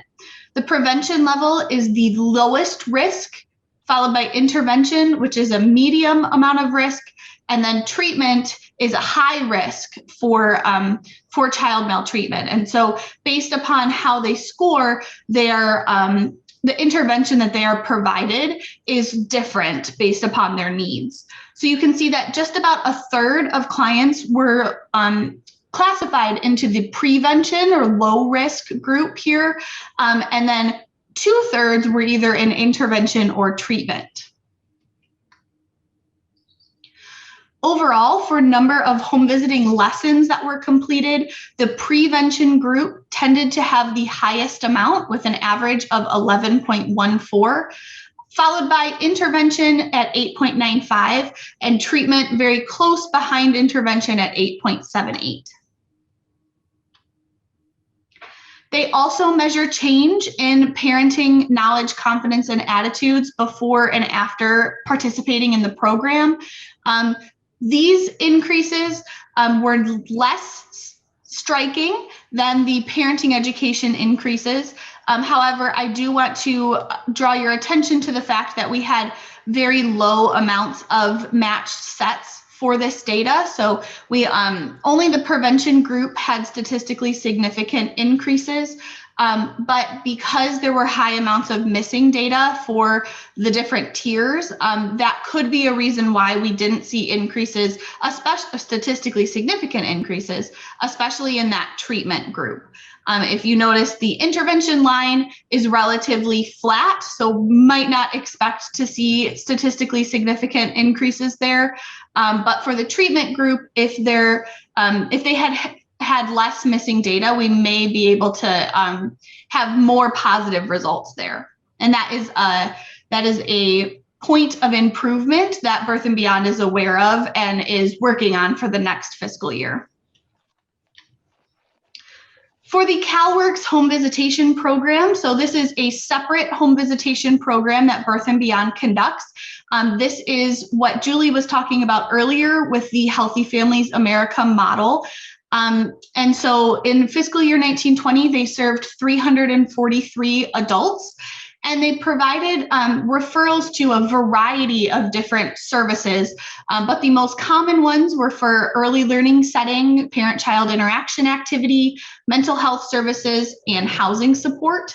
And I would just like to point out the very positive rate of follow-up for mental health services of 72%. Sometimes it can be difficult to have clients follow up for mental health services as they're a bit more sensitive and maybe take some trust of the home visitor before being willing to disclose mental health needs. So I did want to point out that sort of exciting point. Birth and Beyond also includes crisis intervention services. These are for families who are going through some sort of crisis at the time where they need relatively brief case management services, shorter than needing a home visitor. And in order to best serve these families, they create a pre-assessment and post-assessment to be able to measure the changes in stress and feelings of support that they have before and after entering the program. In addition, referrals are very often provided for this group. You can see 55% of families received at least one referral, and almost 1,000 families created a case management plan to go along with their crisis intervention services. Speaking of the changes that they measure, so you'll see that they look at level of stress, level of support from family, friends, or community, and level of knowledge about places to get help and information. They measure that both before and after participation in the program.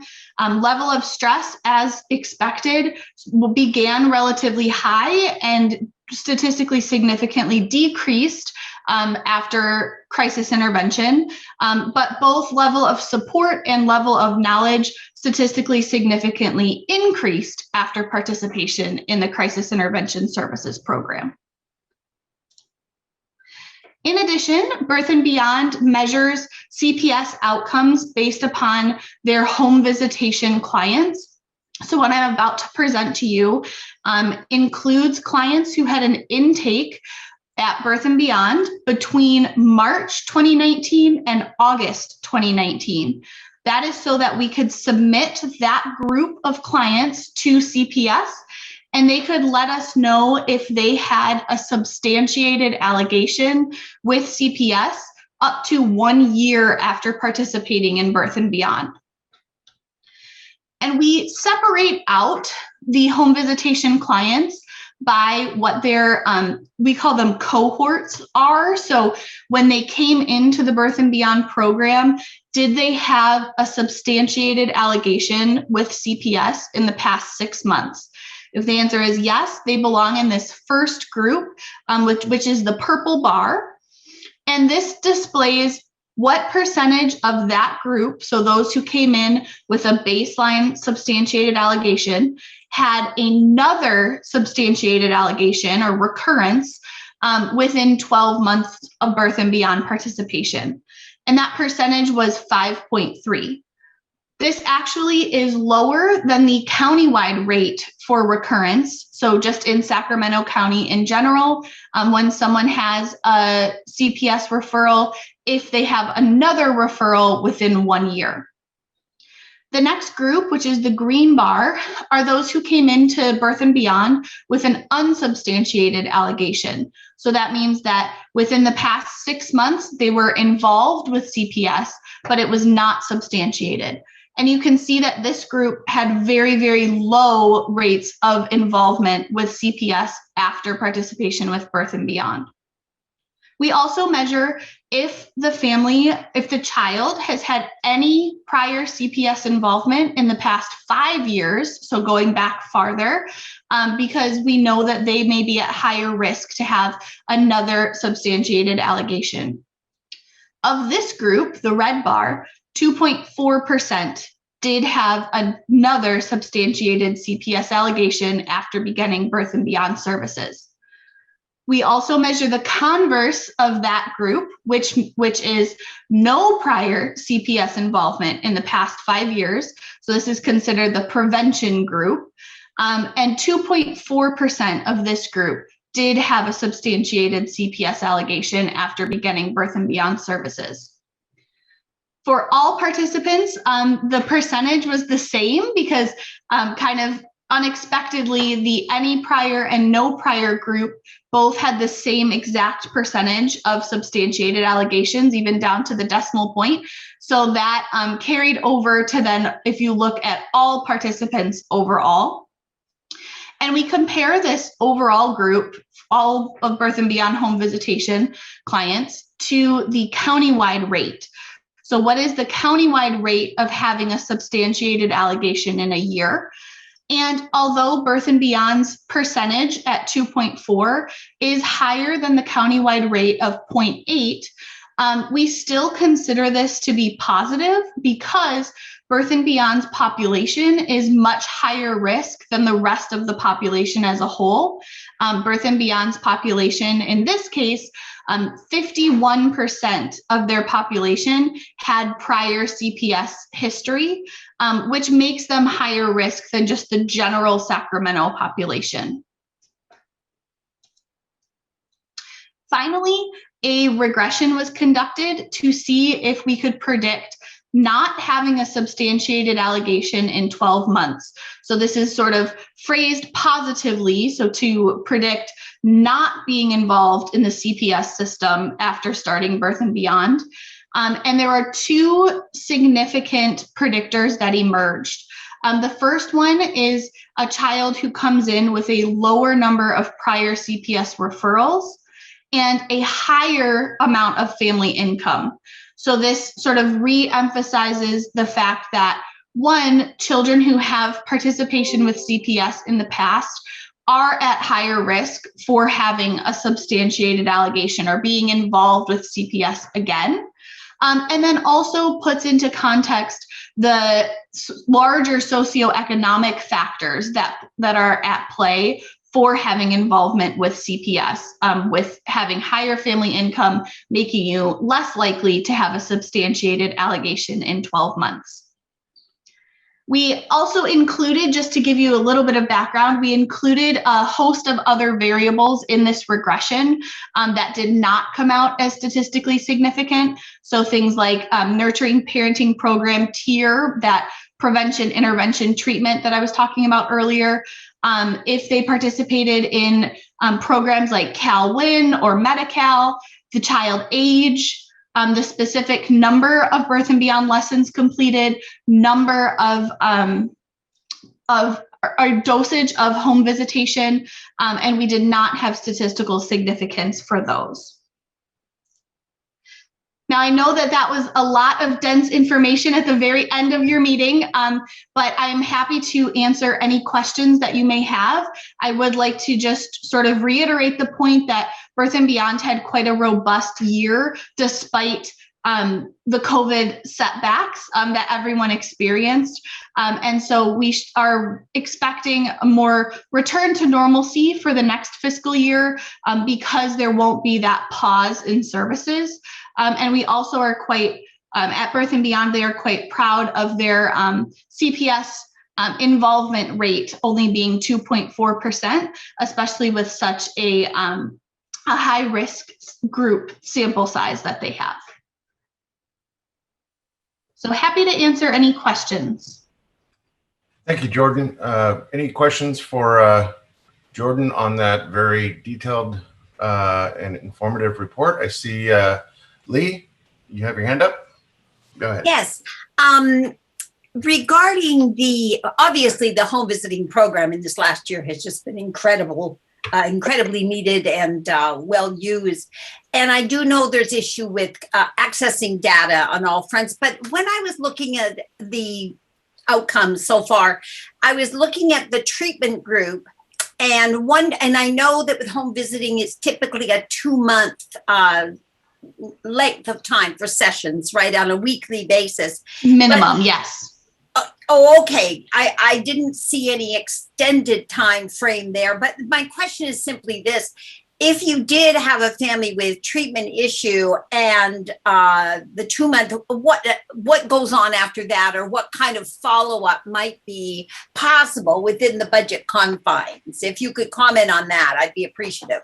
Sure. Just to clarify, how our clients who are in the treatment group intervened on differently, or? Okay, so it depends on extended. You know, what if it goes beyond what's your typical time frame? How does follow-up go through with those folks, those families? Okay. So families are still in touch with their home visitor. It's quite common, but there is no formal follow-up that is done after the home visit ends. However, there are no time limits on the upper end. So we have clients who have upwards of 200 hours of home visitation services. One of the major sort of challenges can be retaining those clients, especially when they are higher risk. And so some of the tactics that Birth and Beyond uses is to assign a more experienced home visitor to that family to sort of attempt to retain them in the program longer. Because what we have seen sort of repeatedly is that the longer a family participates in the program, the better their outcomes tend to be, especially for those high-risk groups. So I think one major thing is really retention in the program. That's exactly what I was thinking, is that positive correlation with length of time. So in other words, just to clarify, there's not like a cutoff at, say, 4 months if the family is still active and accessible to work with, for one thing. And the other thing is, presumably this goes to professional resource and referral. So if that were the case, there would be the feeling that they were seated with another entity that was going to provide service that would go on longer. Am I correct? Exactly. Yes. So I want to say with the caveat that one of the goals of home visitation is to not have that family forever, to sort of build independence on that family. Sure. And yes, to refer to different services that may be lighter touch. And the thing that's nice about Birth and Beyond is that they have those services right in-house. You know, they could refer them to enhanced core services services or parenting education that would help to continue to help serve that family, but less intensity of the home visitation. Yes, exactly. And I saw even in one of the success stories, a case where there was domestic violence so just thinking about the fact that as that time went on for that family, that as long as there were resources in place for them, that if, because some of them are more complex, so that there was help for them to move on through in an empowerment model. That's exactly. Mm-hmm. Thank you. Appreciate it very much. Yes, thank you. Yeah.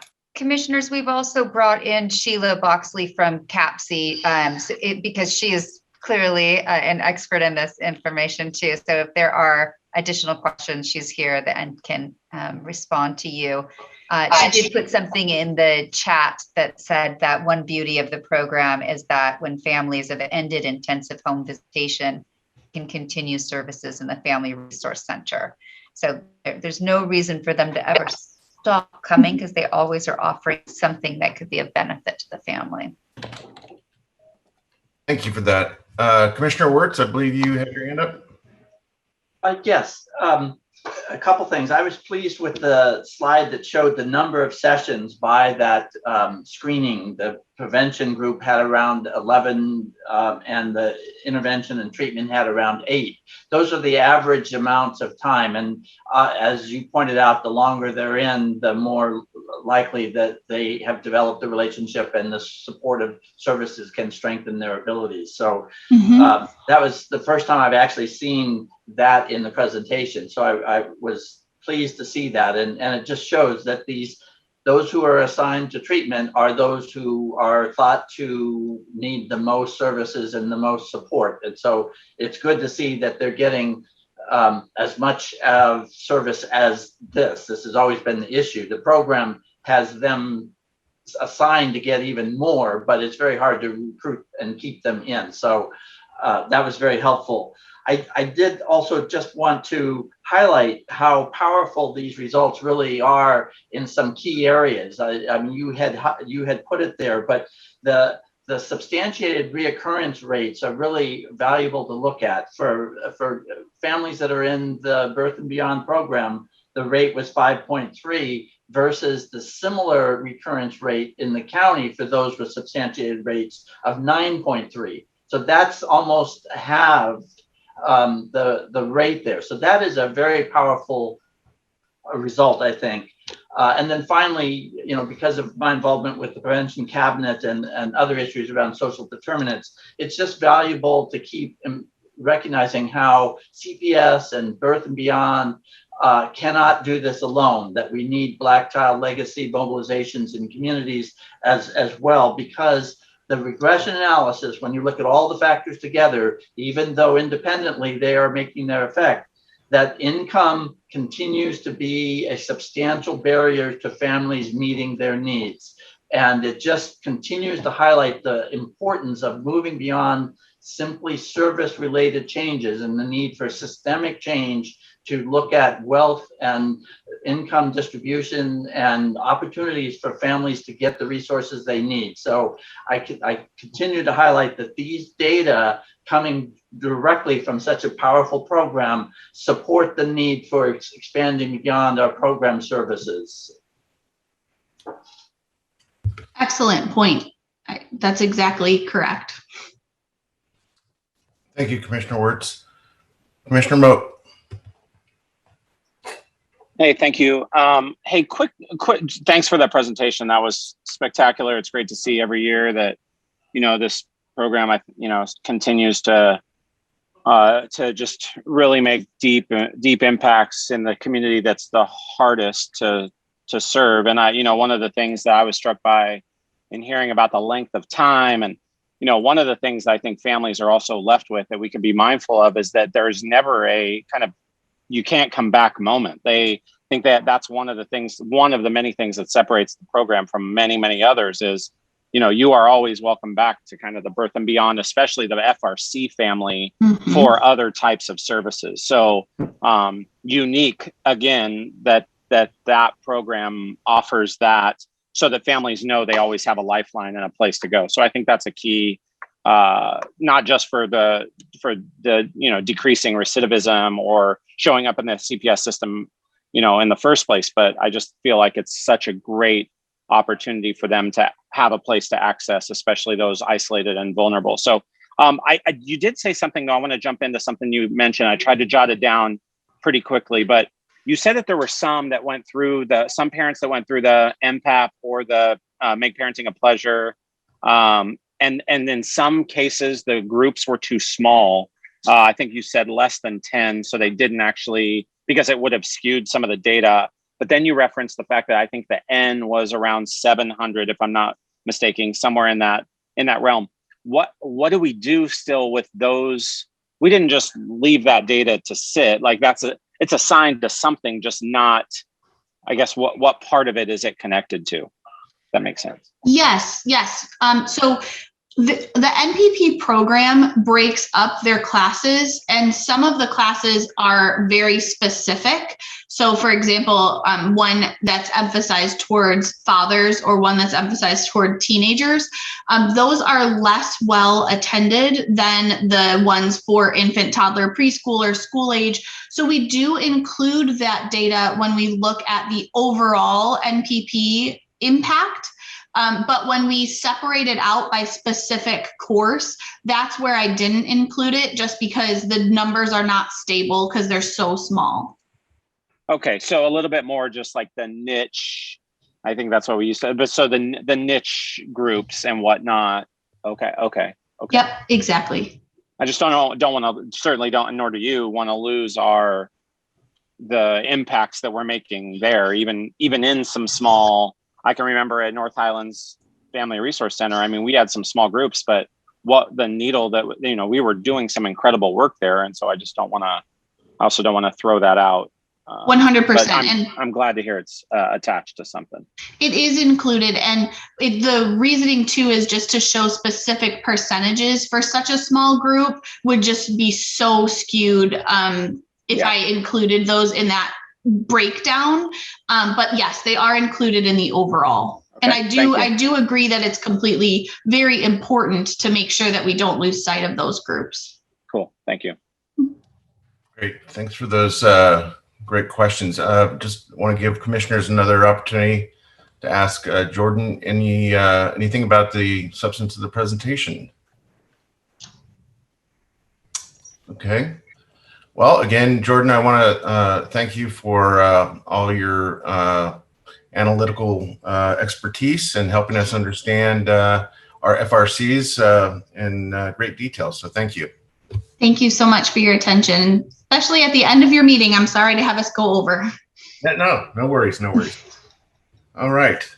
Thank you. All right. The last item on our agenda this afternoon are commission member comments. Any commissioners have anything to comment on? Commissioner Cossack. Yes, Commissioner Cossack. Yes, I would just like to say for both the public and for the commissioners, we are continuing to open our early learning centers throughout Sacramento County for our Head Start families. And we are particularly interested in getting new families that need infant toddler care. So I will send Julie a flyer.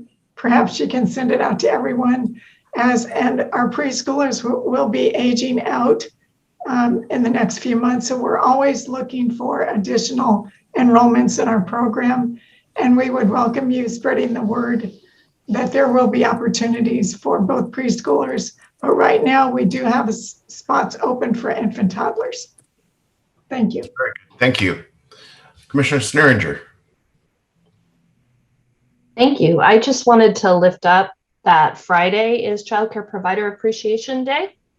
And our child care providers have gone above and beyond for our community this past year, as they do in all years. But this year has been especially challenging, and they've risen to the occasion and then some. So just wanted to give my shout out to all the childcare providers in Sacramento County for all the good work that they do.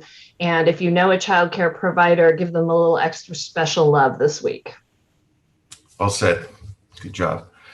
Okay. Any other commissioner comments? All right. Well, if there's no further business in front of this commission, I want to say stay safe and be healthy, get healthy. And with that, we are adjourned. Thanks, everyone. Thank you.